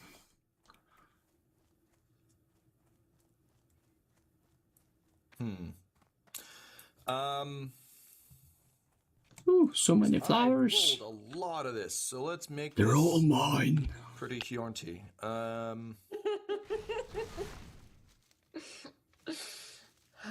Okay, yeah, cool. I'm gonna say that as it's There are not so many copper ores, that's for sure. You so we'll deal with damage first, and then we'll deal with spending this big trove. So Ryan, it is going to do 9 points of damage. Cool. So subtract what happens when you go below 0, Tom? On your wounds? Yeah. Did you include your soak? Oh, okay. I'm barely alive. All right. Thank you. You're welcome. What is your soak, by the way? My soak is 3. Oh, man. That tight, huh? Yep. Well, I've got some good news for you, because I rolled a lot of threat. Despair? Whatever it is. The sad ones. Despair. No, despair is the triumph equivalent. Yeah, despair is the balance of triumph. You rolled a lot of... Despair's crit fail. Threat. Shut up, guys. Great. So as this thing is like gnashing and gnawing at you, Valentine, I think you've Holy got crap, that's a lot of flowers. doing that classic like monster snapping fangs on you thing where you're just kind of forcing it back. As you do so, you are like cutting like fingers off of the tiny arms. There's like a leg that's kicking you in the face. Yeah, like, I will try and while a lot of the power level and as much as I can. Using your kind of combat I should wiles, probably go back and start with brewing these limbs because back my towards, herb pouch is filled up. and you watch as the acidic blood actually burns through the carapace. So we're gonna say 3 to knock out the carapace armor, and I'm gonna go ahead and say we've got 3 left to spend. I think it's either. Sorry, just need to check one thing on this motherfucker's stats here. Yeah, so it takes out the carapace armor. I'm gonna go ahead and say that the additional 3 knocks out the healing effect. So now that he's bleeding from a bunch of like micro cuts, it's not that the effect is gone. In that wouldn't really make any sense. It's more so that Yeah, I can. was originally written. He's I past should the do threshold that. of damage now, where the healing just wouldn't happen fast enough to matter. So all the little cuts are basically taking up all the time and energy. No, So I it's do really have a up few to- add-ons, So you got your like- ass kicked, but he's not hurting sure now, too. why. Oh yeah, which is something that hopefully I do have. I'm using the also turtle you can take advantage PF of. quest thingy at least, and wristed XP something, but This episode of the Valentine Heresy features Ryan LaPlante. I think I had one of those before. I don't remember, and I thought I installed Bag Shui or something, but it doesn't seem to be working. At EL Hamstring on Twitter as Lyric, and our game master Tom McGee at McGeeTD on Twitter. No, where did all the flowers go? Edited Oh, and here's mixed one. by Laura Hamstra, and the Valentine Heresy's artwork was created by Del Borovic at delborovic.com. DELBOROVIC. Our theme song is The Hordes by Megan McDuffie, and our ads use the tracks No Control and Chiefs by Jazzar. JAHZZAR. Available at freemusicarchive.com. He's When it comes to Dum Dums and 34. Dice, you can visit our website at dumdumdice.com. Our Twitter and Instagram are at dumdumdice, and on Facebook at facebook.com. I'm just leveling this character so I can level with my friend who is 19. people/dumdumdice, and most importantly, you can join our Patreon at patreon.com/dumdumdice. That's DUMBDICE.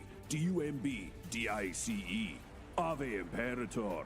And he's a blacksmith and then a miner, but there's feels like many. Dum-Dums and Dice has to There are give a more people special playing thank you to miner the or beings of our engineer Patreon at this and time. blacksmiths, Kristen Menicola, so Long, the Half there are Blind less Prophet, nodes. James Cuellar, DM Rob, Christopher Little, Olin Anderson, Sue 1, Devin Boyce, George Dolby, One True Artistry, Orion Birchfield, Lord of Bradovic, Noel Louis, Anthony Griffin, and Jill and Noel LaPlante. If you want your name to be added to this list, you can join our Patreon too at patreon.com/dumb.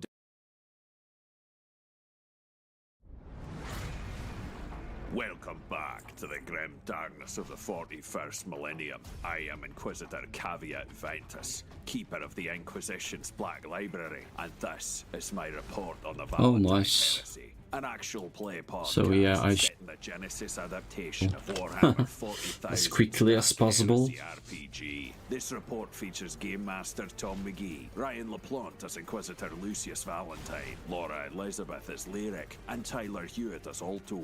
My report shows that the Inquisitorial Band are battling the twisted former Administratum of Tren.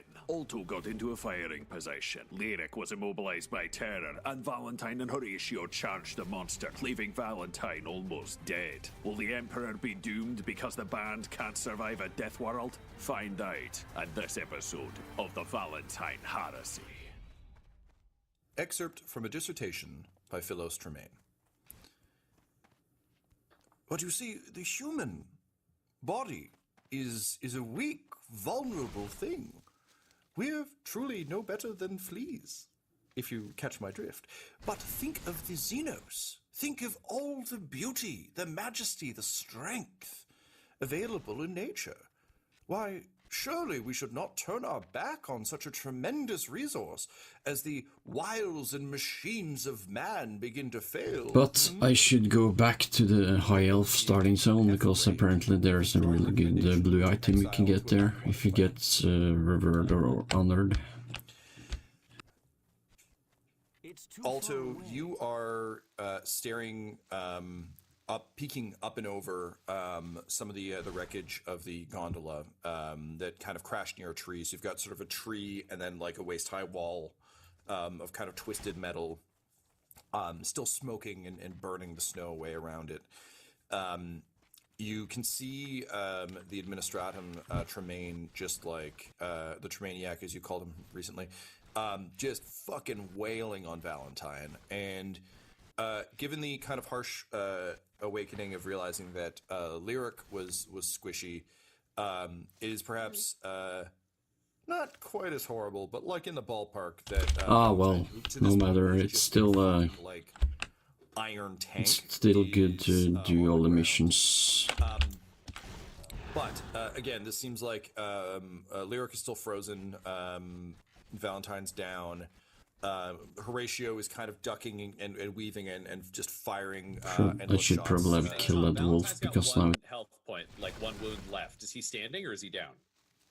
Standing. I mean, when I say down, I mean we just described him pounding on you with you having your sword up. Heartily injured. But sorry, down being like down but not out, champ. Not like he's down, he's unconscious and dead. I feel like his injuries, if you want to know based on his armor, it's probably because he's got a breastplate but nothing underneath. So bite got stopped, bite went real deep in gut and just pouring blood down the front of his legs. Oh, that's super gross. It's like the Mandalorian fighting that fucking like rhino monster where it's just like, I have armor. By the end of the fight, it's like, I had armor. It's hanging on, but it's everything around it is sad. Great. Lyric, or sorry, Alto, given that you are in cover, I'm going to give you a little extra insight, I think. Wait a minute. So looking around, you can see to your right, based on how far you fell back, is the, we'll arrange all this by north just so it's easiest. The combat is happening... it's actually happening west of you. I drew a map. It's stuck in my head. I'm going to fuck it up. So west of you is the combat.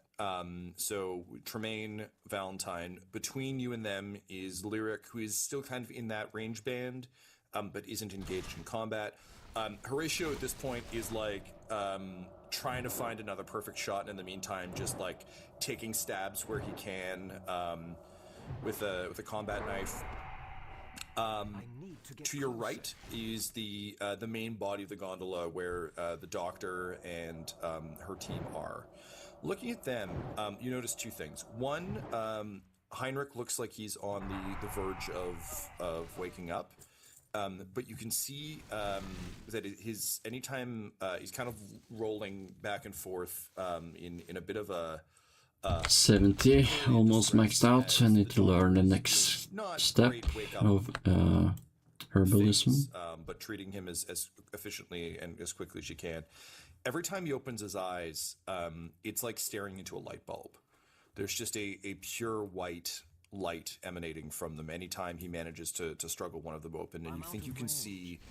Yes, the next step is 75 to 115 or something. Of static electricity leap from kind of his flesh to his armor. And by armor, of course, I mean Hawaiian shirt, but like any metal he's got, there's just kind of like little lightning blasts. And his hair, such as it is, what's left of it, is starting to kind of stand on end. You also see Phalox. Oh, is it 150? Okay. Pulling at some of the wreckage.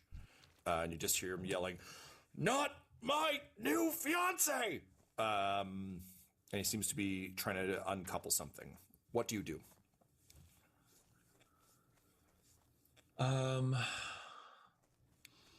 He seems to be trying to uncouple something. Not my new fiance. So he's talking about Lyric.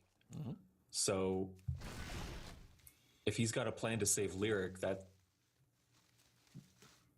makes sense. I mean, from this range, I don't know how. Like, I think the shot like going wide is kind of. It feels like shooting it is not the best idea. We'll also say with both. Oh yeah, you're playing on the server as well. I didn't catch that when you said. Yeah. Okay. Then I will. Your higher level one had no competition with the nodes, but of course, yeah. Says, "Oh yes, little brother. That's cool. My future wife and your sister are in dire peril. So, Phalox found the one thing he thinks can kill a creature that big. Too big for a blowpipe, but big enough for murder." And you see he's trying to uncouple a gas can, like a fuel cell. A fuel cell? That's a fuel cell. What are you trying to do with that?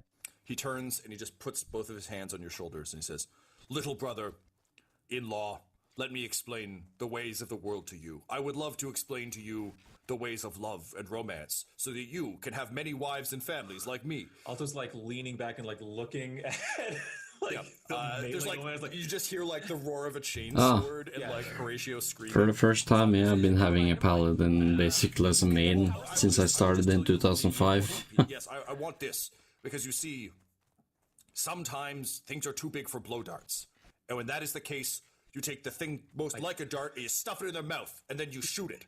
He's talking, and Alto's already like got the arm manipulator. Yeah, he's like got his leg up, and he's like pontificating, and he looks down, and he's like, "Oh, yeah, good, mine," and he just tears it out of your hands, and he begins running with it over his head at the administratum.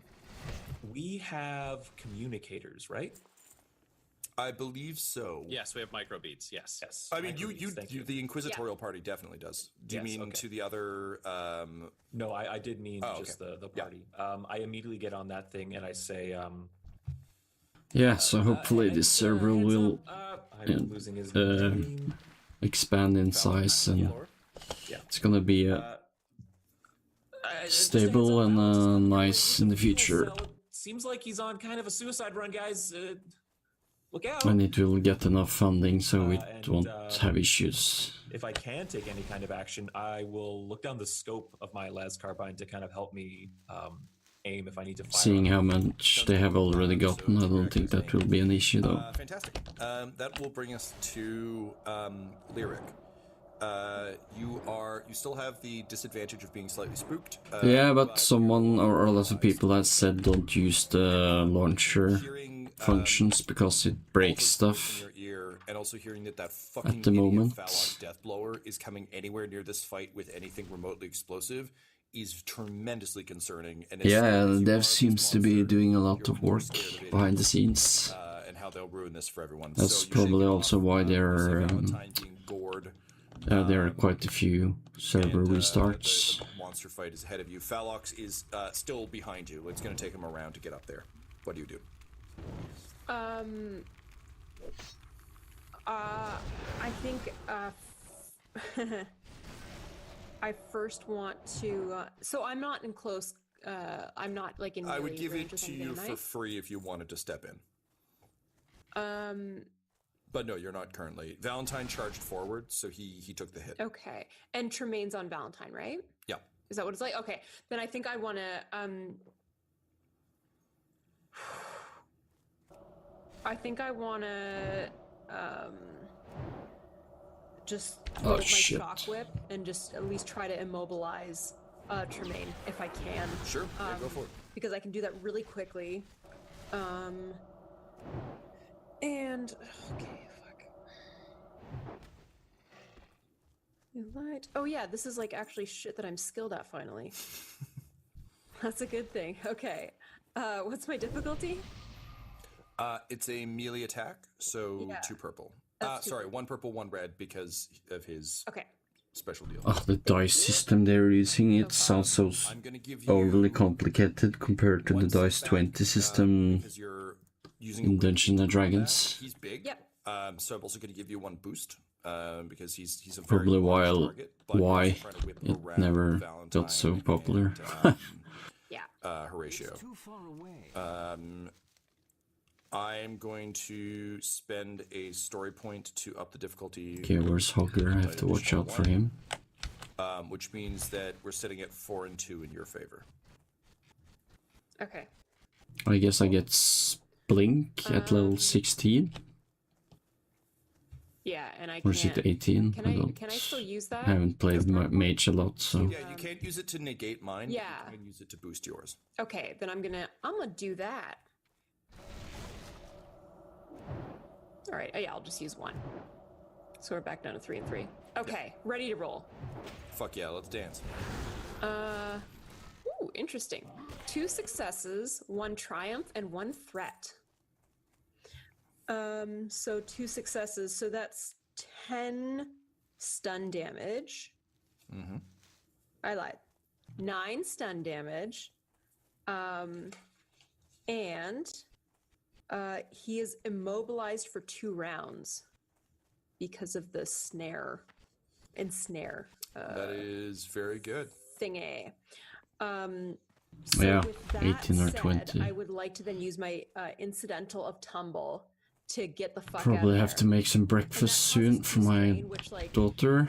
I kind of think of it right like, now I I'm can like hear really, she's like, playing running up to, like, on her to whip iPad him, with and literally the my cousin's daughter as well, probably. of having to, like, Or they're change talking to each tack other. and like do kind of this like So super cool like roll back. And, like, suddenly it's like, hands. Daddy, make breakfast! That's too straightforward. I like it. Yeah, I like that.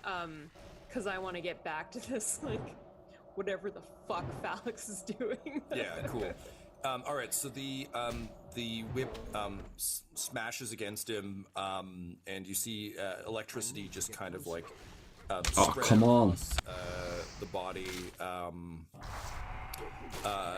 It gives Valentine and Horatio a sort of a second to recover, which is great. You can see that Tremaine is having muscle spasms. Let's see, is the sign up still open? Grafted onto himself back in the day. Respond Yes, they are. less well, given that he's like a weird patchwork guy. So like the legs are failing. Okay, one he's more. trying to, Come like, on. claw his way back up, but he's having some difficulty. Cool. That's a very good turn. I guess I will go to Stormwind then to learn the next step. Valentine, you're up. Horatio. Or I should actually just level up first, I Sir, I do guess. believe it's time to go. Of course, Horatio, of course. And he'll just like disengage basically, and he'll back away. But rather than like moving towards of course I didn't the level crash there. site, he'll move laterally to the side, knowing that Phalix is coming with something he doesn't know what. And then he would like to blather, which is a special wrecked. ability he has, which is where he can essentially blather and create a conversation that makes it harder for an enemy to detect the actions of your allies. Oh, fuck yeah, dude. He's gonna back away and keep his chainsword in hand while the remains pinned, and he'll be like, Is my voice for this park, and so of is the Emperor. So perhaps good level compared to the background audio? Inquisitor Valentine's famous theme park, and I'll sell tickets, and I'll make it all my idea. Like, Well, just no, threaten his it was dream. it was my beautiful dream. I came here. I cared for the animals. Hell, I even disrupted the Imperial supply lines when it You're suited right. my You know, purposes. I'll say that the Inquisitor, that Administratum Tremaine showed up and said Xenos were weak and everyone should be human. that's the opposite and of then what I was saying. shot him in his stupid ugly No, but I face. survived. Required. So we have to I roll. put the Xenos genes to work. I'll also identify your fossils as you blathers at me. An opposed deception check is the requirement of this. Oh, wow. I was just going to let you have it. Okay. Fuck. So, deception equals... Let me just pull up my skills here. Deception is cunning. Cunning, all right. Interesting. It's too far away. I'll use a story point. I feel like I'm very distracting with this speech based on what I know of this man. Yeah, that's entirely fair. I will not, because I'm a nice guy. Just want Laura to like me again. All right, let's roll.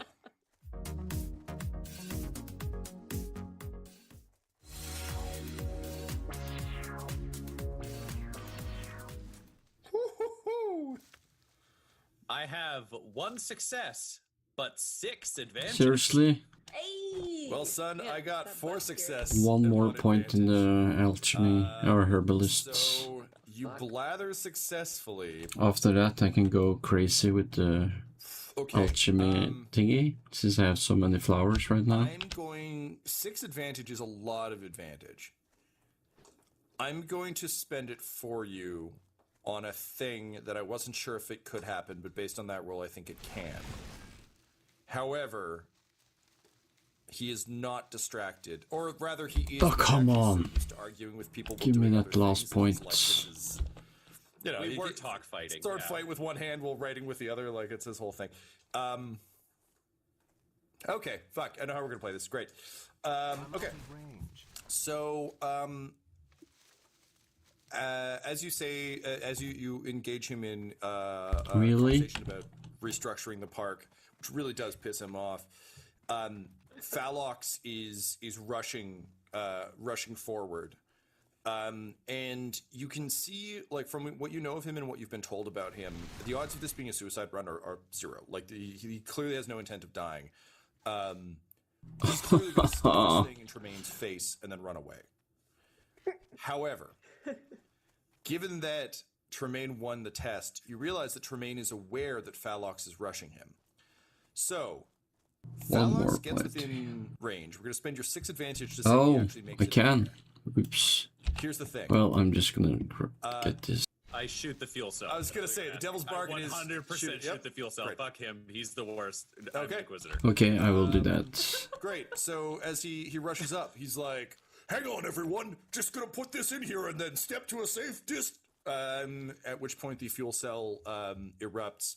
It doesn't do as much damage as it could have if it was literally in Tremaine's, like, chest.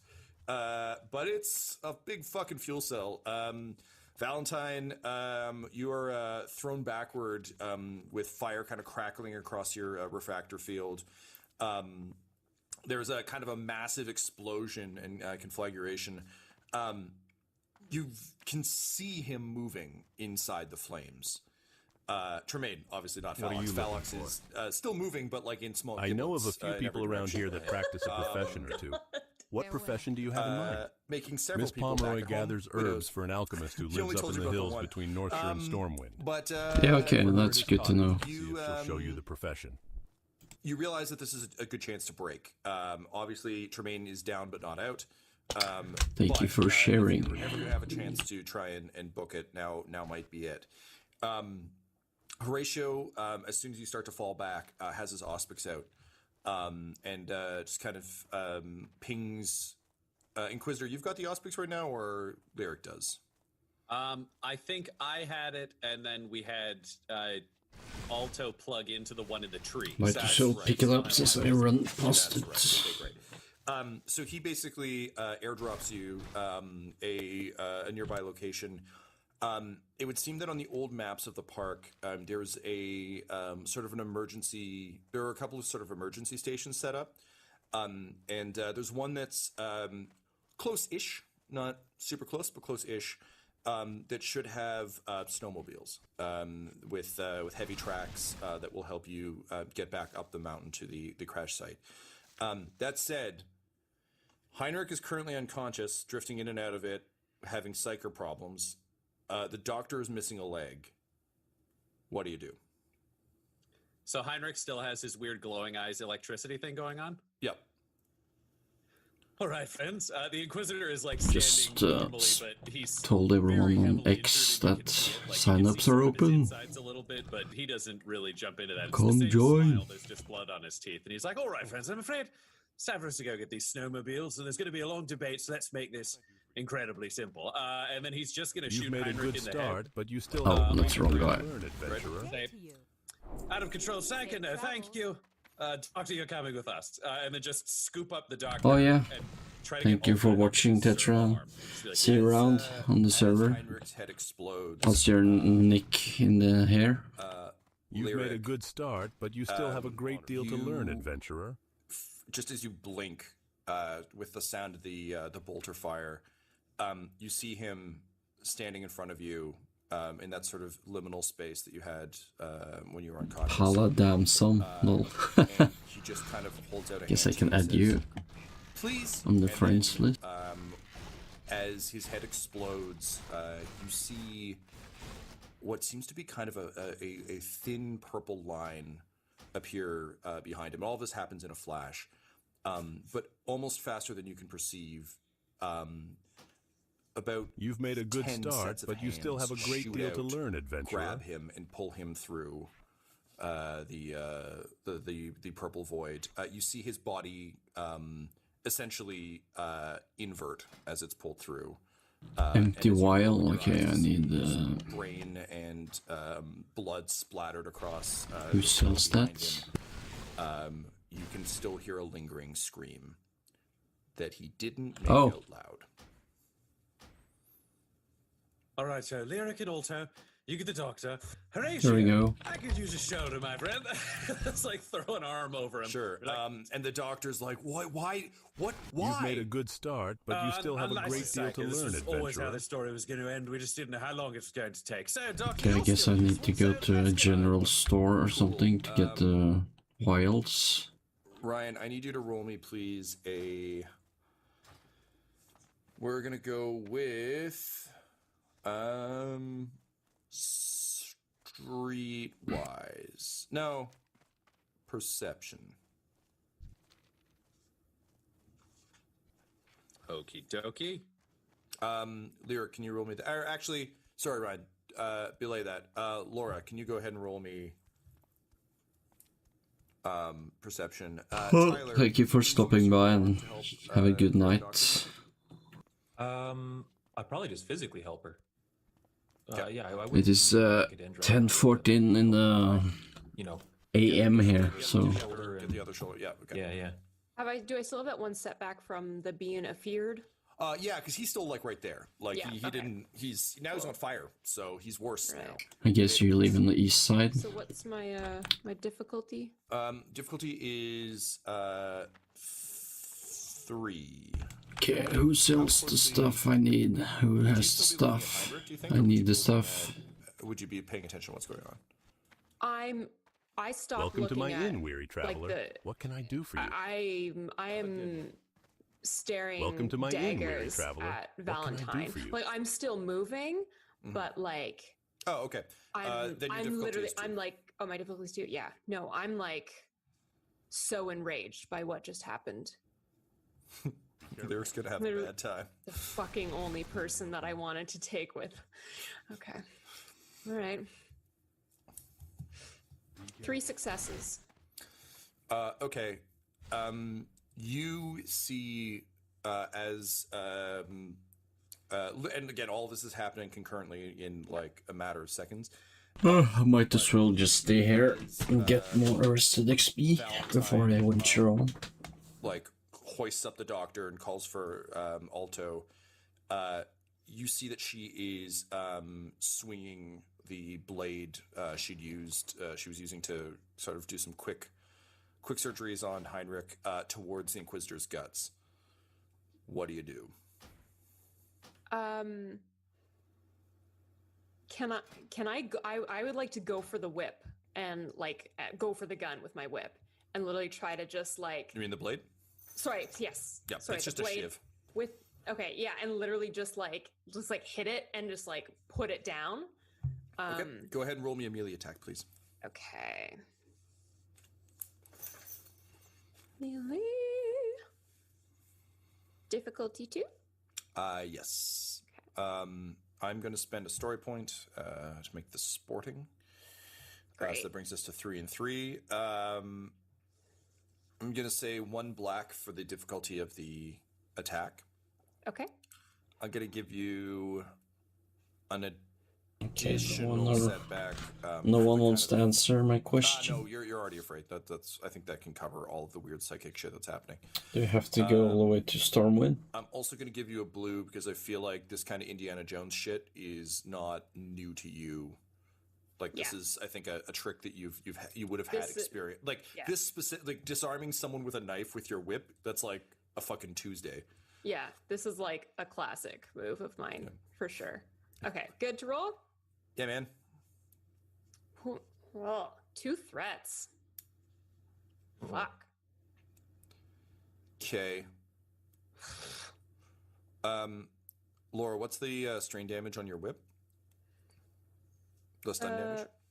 Stun damage. So damage is 7 strain. Okay.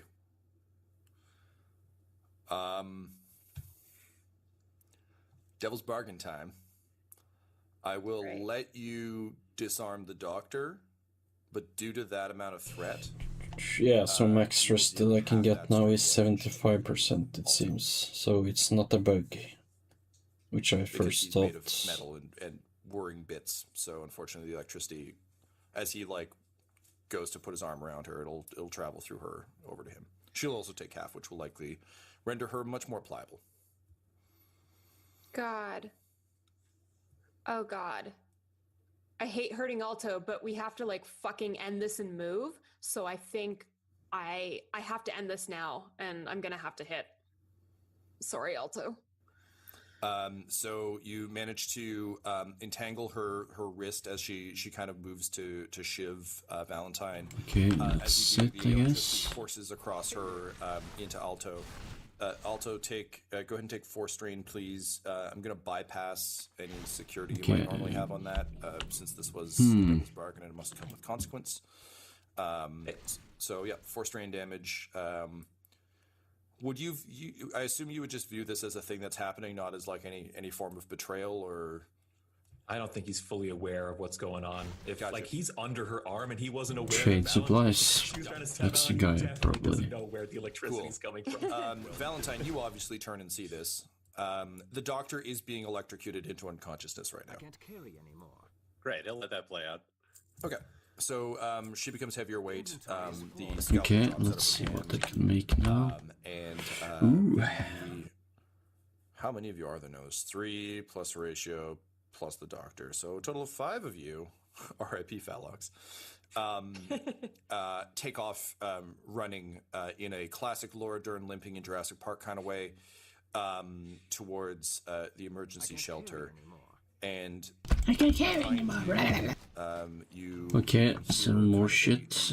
Howling rage of a very refined, silver-voiced British man, and finally, just on the wind, you hear his scorched vocal cords cry out, "I told them, and I'll tell you, you'll take this planet from my cold, dead hands. Me and them." And then he lets out a long, kind of almost sorrowful call, and you hear it echoed from a variety of creatures throughout the trees. And you see Horatio's eyes just kind of go wide, and he's like, "Oh fuck, we need to run now." This episode of the Valentine Heresy features Ryan LaPlante at the Ryan LaPlante on Twitter as Inquisitor Lucius Valentine, Tyler Hewitt at Tyler_Hewitt on Twitter as Alto, Laura Hamstra at EL Hamstring on Twitter as Lyric, and our Game Master, Tom McGee at McGeeTD on Twitter. This episode's sound was edited and mixed by Laura Hamstra, and the Valentine Heresy's artwork was created by Del Borovic at delborovic.com, DELBOROVIC. Our theme song is The Hordes by Megan McDuffie, and our ads use the tracks No Control and Chiefs by Jazzar, JAHZZAR, available at freemusicarchive.org. When it comes to Dum Dums and Dice, you can visit our website at dumdumdice.com. Our Twitter and Instagram are at dumdumdice, and on Facebook at facebook.com/dumdumdice. We have merchandise available at redbubble.com/people/dumdumdice. And most importantly, you can join our Patreon at patreon.com/dumdumdice. That's DUMBDICE. Ave Imperator, and death to all the heretics. Dum Dums and Dice has to give a special thank you to the supreme beings of our Patreon at this time: Christian Menicola, Long, the Half-Blind Prophet, James Cuellar, DM Rob, Christopher Little, Olin Anderson, Sue 1, Devin Boyce, George Dolby, One True Artistry, Orion Birchfield, Lord Abradovic, Noel Louis, Anthony Griffin, and Jill and Noel LaPlante. If you want your name to be added to this list, you can join our Patreon too at patreon.com/dumdumdice. Thanks to them, and a little bit of thanks to you.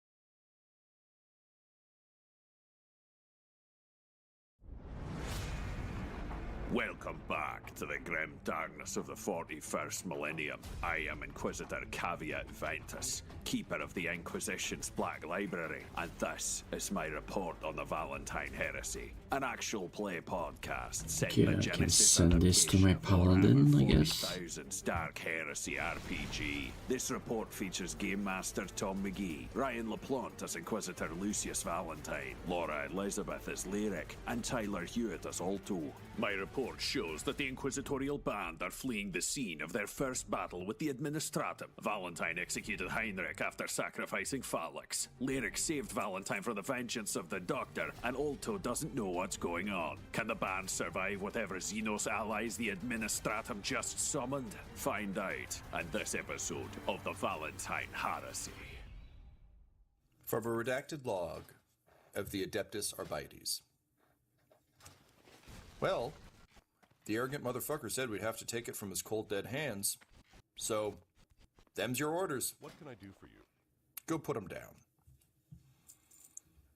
Light bless you. You find yourselves in a small, ill-kept, almost ranger station. Think like a small garage, the door of which has just been booted open by Horatio.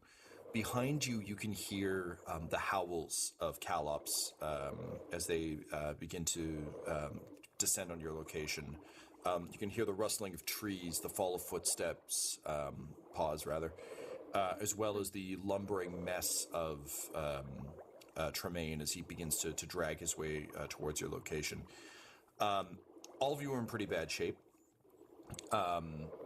Alto, you haven't taken any damage, I don't think, aside from the fall, but you're in, like, bad shape about all of this. Bit now. Yeah. And not handling the stress of, like, active combat as well as the more experienced fighters. Yeah, totally.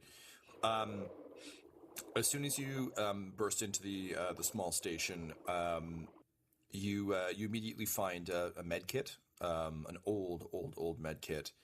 And are able to apply sort of just a temporary kind of like almost synth skin, like just a like plastic Band-Aid that isn't very good but good enough to Valentine, enough to let you recover one wound, Ryan. Okay. But it is a very temporary measure. This isn't proper medical aid. This is just keep your guts on the inside rather than the outside. Yeah, you can't see them anymore, which is a bonus. Yeah, exactly. Horatio is counting his remaining shells, both of them, in somewhat concern, as you load up these two snowmobiles. So basically, there are two of them. Each one can take up to 3 people, so you can figure out how you want to spread yourselves out. The goal is to make it kind of back up out of the valley towards the launch pad. You have mere moments to catch your breath and to do this. Let me know what your order is and what other preparations you want to make before you go. Are there any like sleds for these these vehicles to like pull supplies or injured people? Yep, things absolutely. Like that? Might be good to I'll say this in character. It might be a good idea to strap Dr. Cleaver down into one of the medical sleds. I mean, it seems like she doesn't really want to ride with us right now, and she's also not fully conscious. All right, well, why don't we put Horatio and the doctor in this second one, and then the three of us could take the first one? That seems like a logical course of events. We've got a sled. We've got these parts that we've brought with us to repair the ship. Perhaps we could put those in a sled. You know, that might be priority. We could strap the doctor down to a seat. Horatio, you get on that. Let's attach a sled over here and put the parts attached to ours. Great. Can I drive? Oh, I was assuming so, young man. I've never driven one of these before, and I'm like already like running my hands like over it and stuff like that, and like kind of figuring out how it works right away. The Inquisitor will just put a hand on Lyric's shoulder and be like, he could do this, right? He told me he's never done this before. It's concerning. He can drive anything. All right, well, we'll take that then. Okay, let's get the equipment over here and tie down the doctor over there. Great. So you quickly do that. Alto, these. Okay, who should I send some potions to? Standards. I see like throttle. Oh, the tread is for better traction in the snow. The skis on the front. That's kind of smart. Like I've never seen snow before, so I was like, it's this weird, gushy, cold stuff that's everywhere. And like, so this like rides along the surface of it, and that's for traction. Oh, that makes a lot of sense, and just like that kind of shit. Cool. I'm going to give you one boost to your first drive check on these, only because I think based on the way we've kind of talked about Alto's mind working, whereas some people would be like, oh shit, I don't really understand snow and I don't know what these pieces do. I think for him it's more like, oh, so I imagine this is how corners would handle. I'm curious to see how that works. And there's a genuine joy to it rather than like, oh god. Very good. Lyric, if you don't mind me asking, you have a rifle and an auto pistol, and I believe Horatio has exactly 2 bullets left. Would you be willing to perhaps lend him one or the other so he could try to defend himself? Yeah, and I take out my auto pistol and just shove it at Horatio. He takes it and kind of weighs it in his hand. He says, a real Inquisitor's weapon. Thank you. I'll be sure to get this back to you in, I was going to say better shape than I found it, but that's impossible. God, we're just wasting air. Let's fucking go. Alto's like on. He's like revving the thing. Is like, yeah. All right. So as you gun the engine, the 2 snowmobiles burst out. And please do remember, this is, of course, the grim darkness of the future where there was only war. So is there a skull in the headlight? You're fucking right there is. Why would that be there for a park ranger? Who cares? It's grimdark. Are there a couple of necessary spikes on the side? Fuck yeah. Why? Grimdark. The whole front is the whole front part that like you pivot for driving a snowmobile is one big skull with like handlebars coming out the side, and like the ski comes out the nose and like goes into the snow. It's like a 90s action figure accessory from when they were running low Cobra snowmobile or whatever. G.I. Joe. Yep. Great. So we'll say they're animal skulls just for continuity's sake. You burst out of the shed in kind of classic cool people escaping on snowmobiles, so just like up off ramps, smash in a bunch of kind of wood and old plastic, I guess would probably be what they were using. And you begin the climb upward. So basically what I'm going to need from you, Alto, is definitely a driving check. We're going to do our standard 3 checks to succeed. Don't roll them all at once, though, because there are different things that happen at each point. But this first check is, you have a little bit of a lead on Tremaine and presumably the rest of the planet. So this roll is to determine how much advantage you're able to take of that. Okay. Okay. The difficulty is 3 because you're dodging trees because it is a jungle, although it's covered in snow. However, it's only 3 because you're also driving uphill, so it's not like this is a fucking like breakneck, super speedy like Endor thing. It's still like at an alarming pace, but you can't build up enough speed for it to be, truly out of control. Okay. Is that in True Lies? Yes, I'm 100% thinking about True Lies. Yeah, that's what I was thinking of. Okay, cool.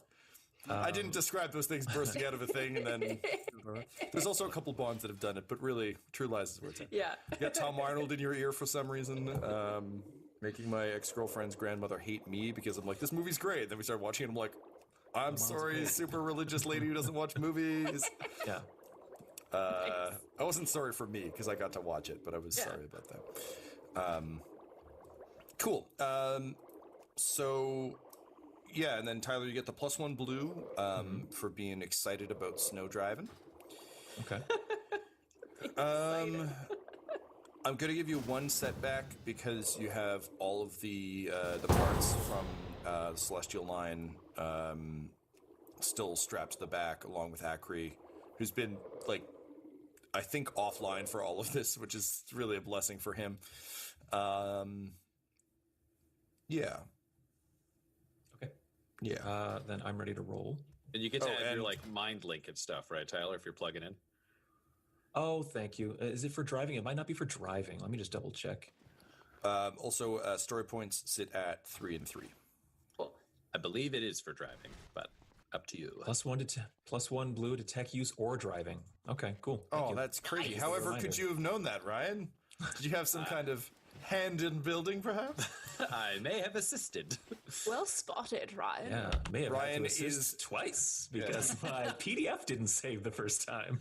You're just a human boost dice, brother. It's good. Just coming in for the save.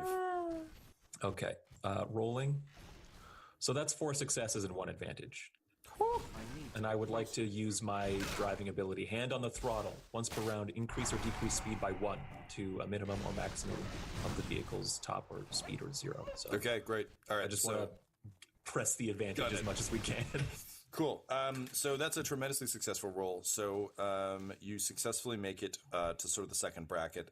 Horatio's doing a pretty good job. He's obviously had a lot of experience driving these. Okay, it seems I'm going to a dungeon now. He's actually doing pretty well. He's not able to supercharge though. So as you begin to really kind of hit the groove of it, as you have your kind of Anakin Skywalker, like it's working moment. He's pod racing. Yeah, wizards. Oh, man. He's keeping pace, but not. He's not like side by side, but he's still there. Which is when, of course, the planet catches up. Lyric, you keep looking over your shoulder for the Callops, and you can see them just sort of in glimpses of green darting through the trees kind of on either side. And you can tell that they're getting closer. They are much faster than you guys are on these. Mm-hmm. So you're kind of getting ready. What do you think your defense strategy is? And Valentine, you can tell me what yours is too, given that you're both on the same car. I've got my rifle out, my needle rifle. And it's just like, cause it's like a heavy weapon too, like it's a little bit stabler. So I'm kind of like twisted around and just like waiting. I've just got that targeter on, like freaking scanning shit, and the closest thing I see, I'm gonna hit. Do you want to be sitting on the back, like facing backwards? Yeah. That's great. Valentine to be in the middle, refractor field up, bolt pistol in hand. He hasn't relayed this to anyone because he doesn't think his new friends are ruthless enough. They seem to get emotional about Heinrich, and that's a red flag. He basically considers Horatio and the doctor to be an expendable distraction, so he'll shoot anybody that comes at this one, but he's not so much worried about what happens to the rear snowmobile. Gathered from when you took all the series regulars and put them on one vehicle, and then took all the weekly guest stars and new red shirts that apparently worked on the lower deck that we just never met before on the other one. Great. So, Lyric, you're observing all of these. You're getting ready. You've got that classic like Predator like red dot against green tracker piece. And then just, again, years of paranoia and fistfights and being ambushed click in, and you look up and you see Iontos beginning to descend at a much faster rate than the Calops. So go ahead and roll a ranged attack, please, as the not pterodactyls with their fucking gross snake heads come hissing down from the skies. Okay. All right. So what am I? We're rolling 2 for purple. difficulty? Yeah, because they're flying directly at you. Okay. So they're technically at a further range band, but the bullet will meet them halfway. Okay, we're good. Yep. All right. 2 successes and 1 advantage. So, that's going to be 8 damage. Don't remember if I have the flight path to Ironforge on this character. So, when the weapon damages, because it's toxic, because I'm using my needle rifle, I've got like a paralytic. So when weapon damages a target and bypasses soak, the target is forced to roll a resilience check with a difficulty equal to the weapon's toxic rating, which is 5. Oh. Cool. So you kill the one you hit, but I'll say that can carry over to the other one that was coming in alongside it. Yes. These great beasts know paths that you can't find on foot. So They'll get you there I do not. Maybe show you something new at the same time. Yeah. Great. Sorry. Because of the way these sheets are stacked, I have access to half the information I need at any given time. So my difficulty is 5, huh? Yeah. I don't have a lot of like ammo with this rifle, but fuck, I love it. I don't always shoot birds, but when I do, I use Dos Equis. Oh, wow. Interesting.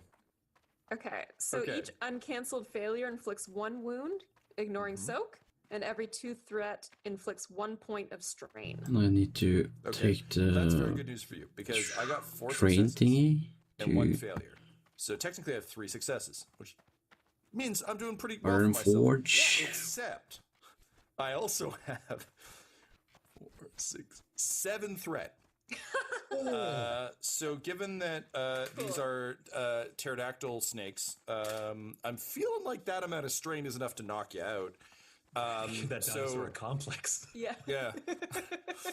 So it Mother never loved me. yeah, one explodes and the other one is just like, but who am I really? Yeah, just as a stops flapping and looks at its hands and just descends.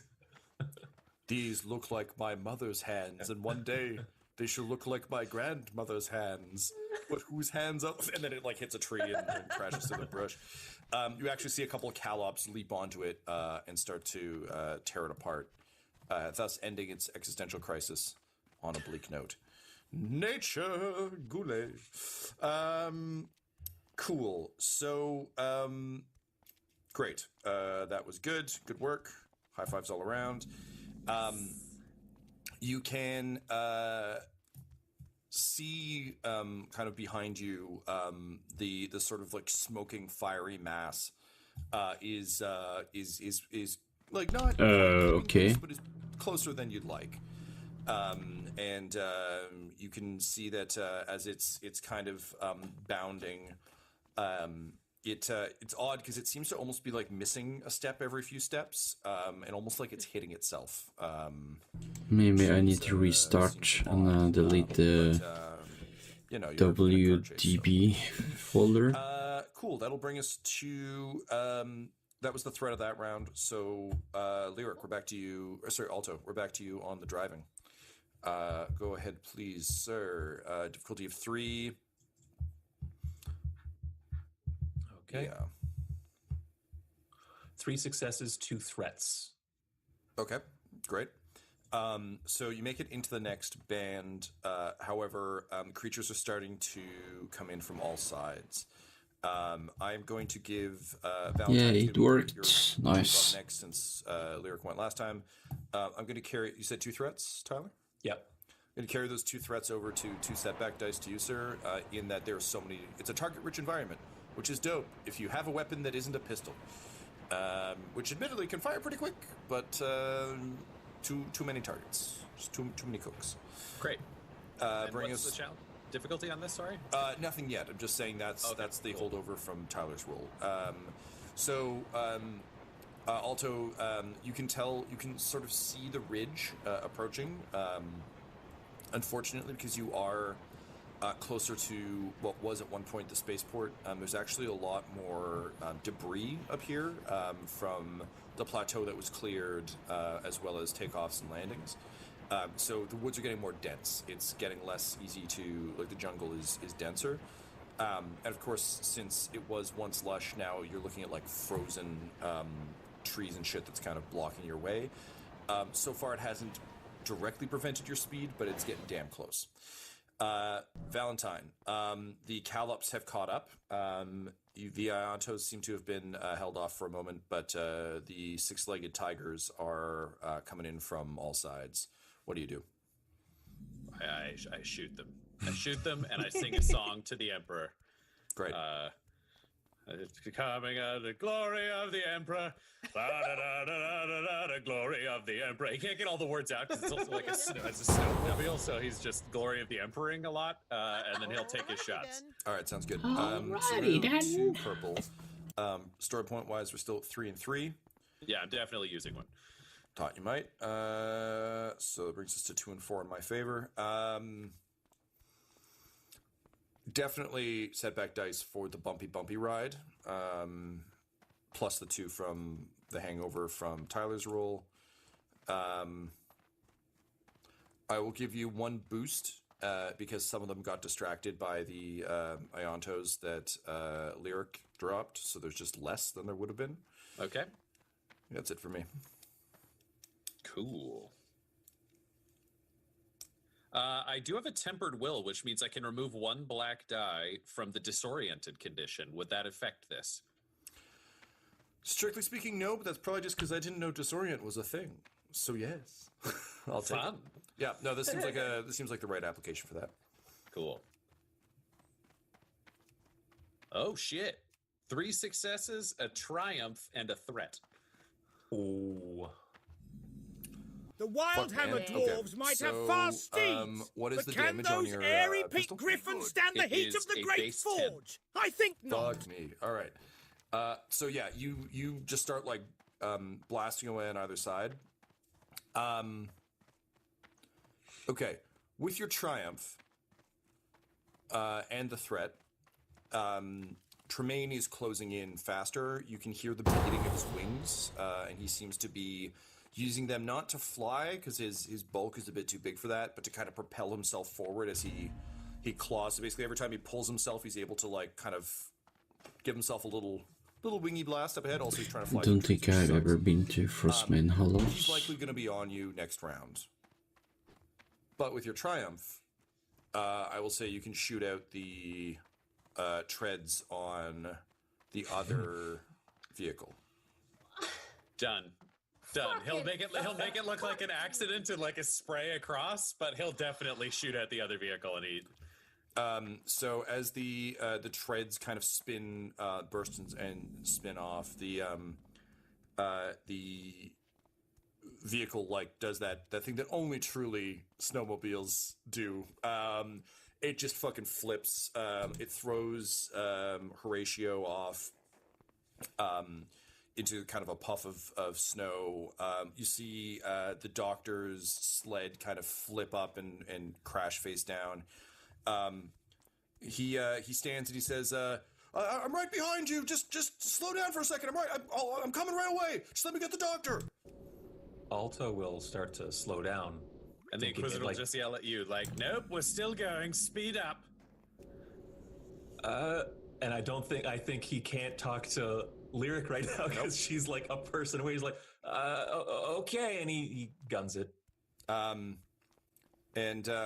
just as you zip away, you just hear Horatio say, Huh. So I guess the Emperor's love was a lie after all. And then you just see him turn and like just raise both his combat shotgun in one hand and Lyric's pistol in the other. And it's just a classic like man versus shark moment of him just like firing the two shots, emptying the pistol, and then just kind of looking up in horror as the Tremaniac rules over him. And you just, Lyric, particularly down the scope, you just see like Tremaine's face bite off Horatio's head. He spits it out and says, so that's what they taste like. Terrible.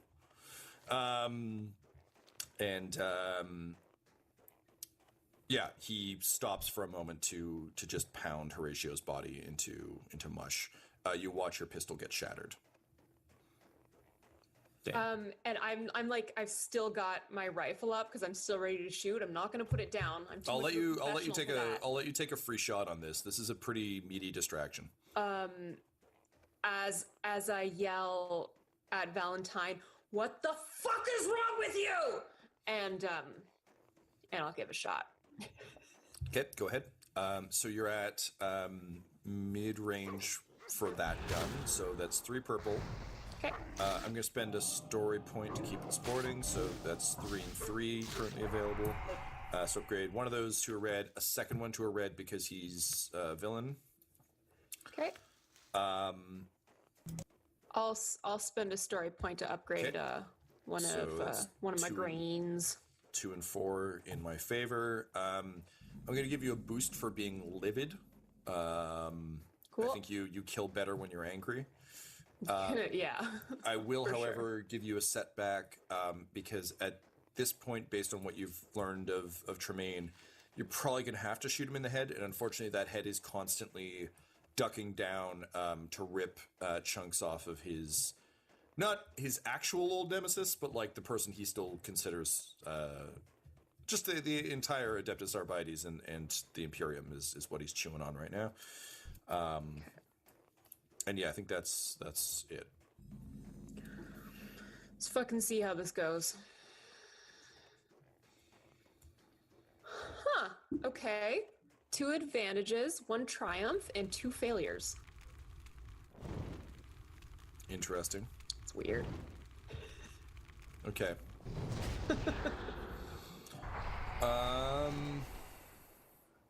Yeah. Okay. I'm going to say, based on your failures, that this doesn't do damage. It's more of a, you manage, like you fire the shot, you miss his face, but you do put it through his wing. I can teach you fishing skills. He's got 3, so like it's not like he's out, but it's enough to blast a chunk off of him. And we'll say that the failure means you don't actually manage to do any damage, but the triumph gets you up and over the final bump. It buys Alto the time he needs to kind of maneuver around these admittedly slow slalom type pieces, as obviously you and Valentine narratively are still like pumping ammo into the animals that are attacking you, but we'll say that triumph gets you up to the ridge. Cool. So you Alto, after maneuvering around just a hellish maze of frozen trees, you see sunlight. Eric. And, you see the sky. Oh, hello. While, as you pull up on top of the plateau. How's it going? Fine. I'm just playing Octo and streaming. An old rusty metal fence. That I've been playing PoE too because the new league came out. Double-headed eagle, warning people that this is, Imperium property and treat it nice, or the Emperor. I'll start playing Octo again soon. You can see there's yeah, I've never got started with PoE yet, so. For this element, it's part of the station. Okay, it's just the new league just started. That's why it's a good time to start. Basically, there's like the actual you landed, new go season. in, customs, check everything out, then you can get on the goggles and go to the park. I haven't even checked out storyline if it's good or not. Lower, because there's no tree cover up here, it has mostly collapsed. It's a pretty so popular game. Gone. But you do see, sorry, I called it the celestial line earlier. You see the astral line. I'm wondering what more about me. Have you thought about the sunlight, us coming to visit Norway more? I can double check that. Tail fins sticking because my parents are going to be in Finland, like, let's say... where the Arbites vehicle is. From the description you got... June 25th to, like, July 25th. It's sort of like a... It's a bit bigger than sort of a standard gun cutter. So from the end of June to, like, the end of July. Helicopters... Yeah, June 25th. Yeah, to like June 20th or so, July 20th. This vehicle is clearly built for warp. So anytime then, we could drive from Finland to Norway. Okay. Kind of like the one story, but it's got a haven't played it, but yeah, I can see how it goes with my vacation as well. I just have to double check the dates. Yeah, it's got a cargo bay. Yeah. It's got seats. And I mean, if we have to pay something to use one of your cabins, we can. So like not sedan of jets. Yeah, pretty much. We can figure something out. It would just be nice to drive there and see mountains and stuff. To go do a thing. It's not what an the mountain cabin is about 700 meters or something. It's got some heft. It's got weapons, and most importantly, it's got a warp drive. Now it's in bad shape. But talk to your wife and think about it. Piled under snow. Yeah. But it's certainly. But I haven't. Just have to double check the dates. It should be fairly easy to. Please do imagine the most like Hideo Kojima and a Snake Eater like random camera angles of this that are super cool to watch. But you as the you kind of come up and over the ridge, smash through the fence, and you're basically just like cutting across the airfield as fast as you can. Behind you, there's the massissive beating of wings. Yeah, because then we could drive from Finland and drive there, spend a couple days there. And a bunch of Yontos, Calops, and also, very alarmingly, large, vaguely reptilian gorilla monsters. They're called Sleems. It's how he got his chest armor. Where are you streaming? But they're here YouTube. Come bounding up and not over the ridge. So basically, I can turn it on. Hell descending upon you as you burn hard for the ship. You come kind of skidding up, and the three of you immediately like leap off and start moving the supplies. Yeah, I was gonna try joining a new dungeon now, but the group fell apart. It was taken out of the duffel bag, and started to integrate him into the systems. I haven't done many dungeons. I just keep killing stuff for XP instead. Cargo entrance and right. Alto, I decided to go Horde this time to try it out for the first time. To see if you're able to get this fucking thing on, or whether you have to strong arm it. But I mean, I'm in Germany right now, so I'm not playing much. It makes sounds like a DM drinking. Yeah. You get to add for Mecha. I actually have my thesis presentation in a week, so. +2 blue so I have to go back to Finland. No, I'm gonna do it remotely. You can do that. Okay. I'm gonna say there's no plug-in value on this one because I just have to get the presentation ready and prepare stuff. So this is basically jumpstart the. Yep. So we're still outside trying to get in. Is that right? Yes, that's correct. Okay. What kind of degree is that when you... And say this is a... Masters in Cybersecurity. I'm actually just going to say 3 purple, because I think even though it's in that sounds exciting. Snowed in, it's a seal. Yeah, that sounds exciting, because you can work... especially if it's old, solo... I guess a lot of places. Yeah, it'd be pretty boxy, but Yeah. I mean, I specialize in Microsoft, so a lot of companies use Microsoft. In my favor, so you have 2 available. Okay, I know I want to use 1 for a specific thing, but we're not there yet, so I won't use any yet. It'll be good. I'm gonna roll. Okay. 5 successes. All right, man. I just want to. We're about to eat. I just wanted to pop in and say hi because I saw you. You managed to kickstart the engine. I think I can talk to you later and check out the dates. Biometric power. Yeah. However, that we're gonna go works eat to now. awaken the machine spirit within this vehicle. All right, man. Have a good one. Airlock, see you later. Kind of creaks open, and there's kind of like that little dusting of snow that falls off as the hatch opens, and you're all able to quickly pile inside. The good news is the vehicle has clearly been sealed for this entire time. It smells fucking stale as hell in here, but that's actually a very good sign because it means that it has survived against the elements. So the interior is like a Quinjet, but I don't want you to think this is some kind of sexy thing on the outside. This thing looks like a dumpster with wings. But to Ryan's point, old tech, well-built, sturdy motherfucker. Alto, looking around, you can tell that the internal systems were once very, very fine. It's like something that's been in someone's kitchen for like 3 generations. It's a well-built thing, but it is on its last legs. And the warp drive in particular, even just from taking a quick look, it's in a degraded state. It'll likely get you out of this system and to another one, but the odds of being able to do multiple jumps with this are very, very low. Okay. Plus, you've never worked with warp tech before, so like maybe not. Maybe something you can. All I know so far is warp seems to be a 4-letter word in the Imperium.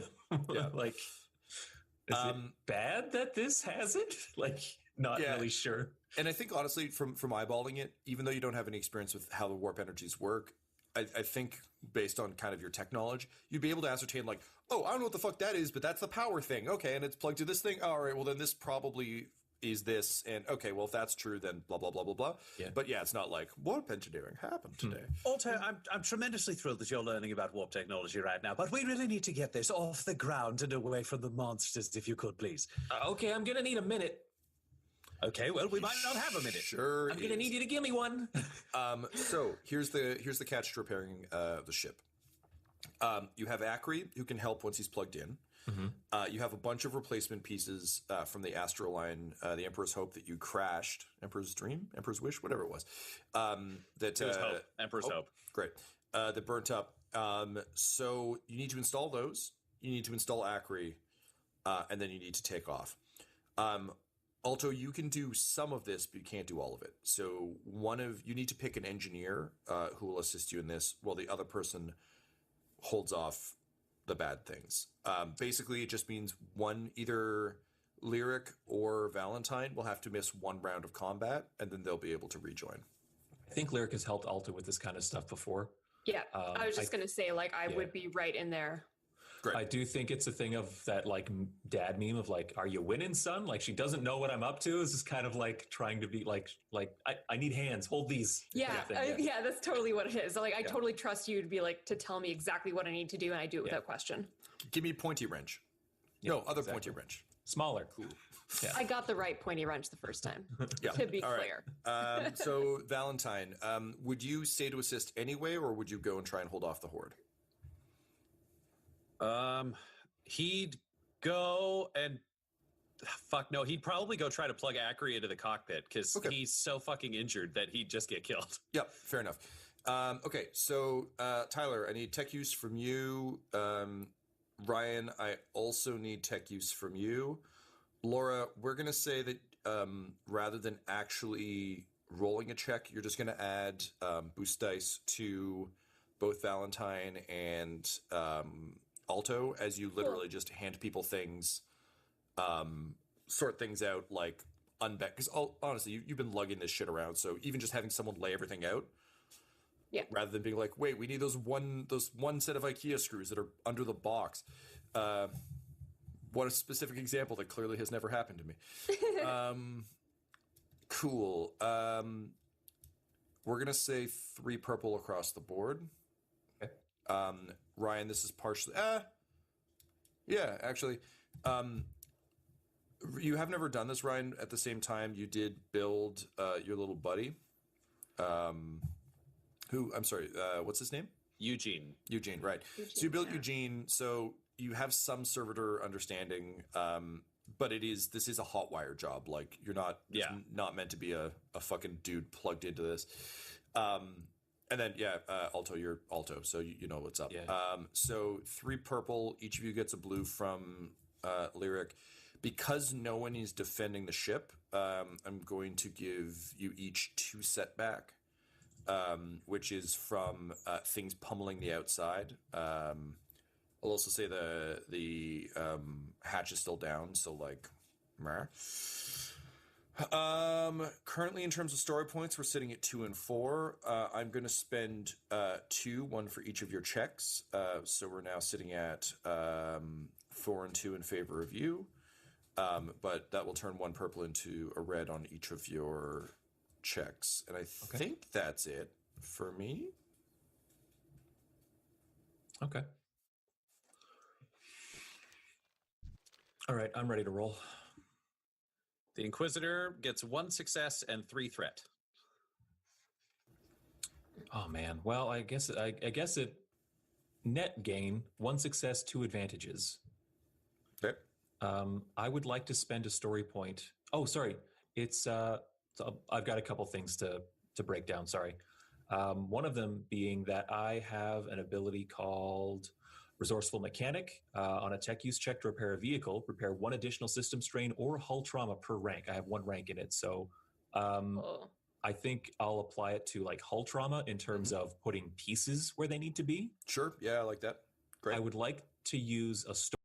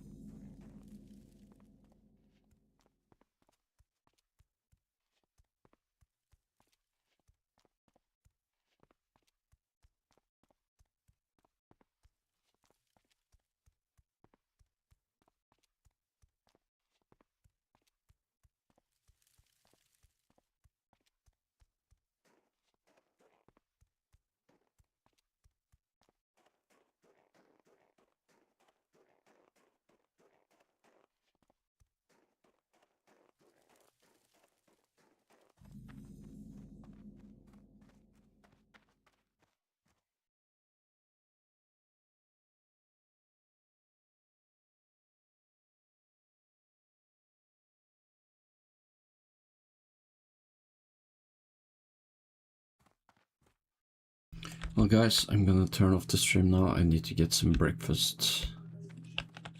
It's already 11:05 here in the morning, so I will see you guys later tonight.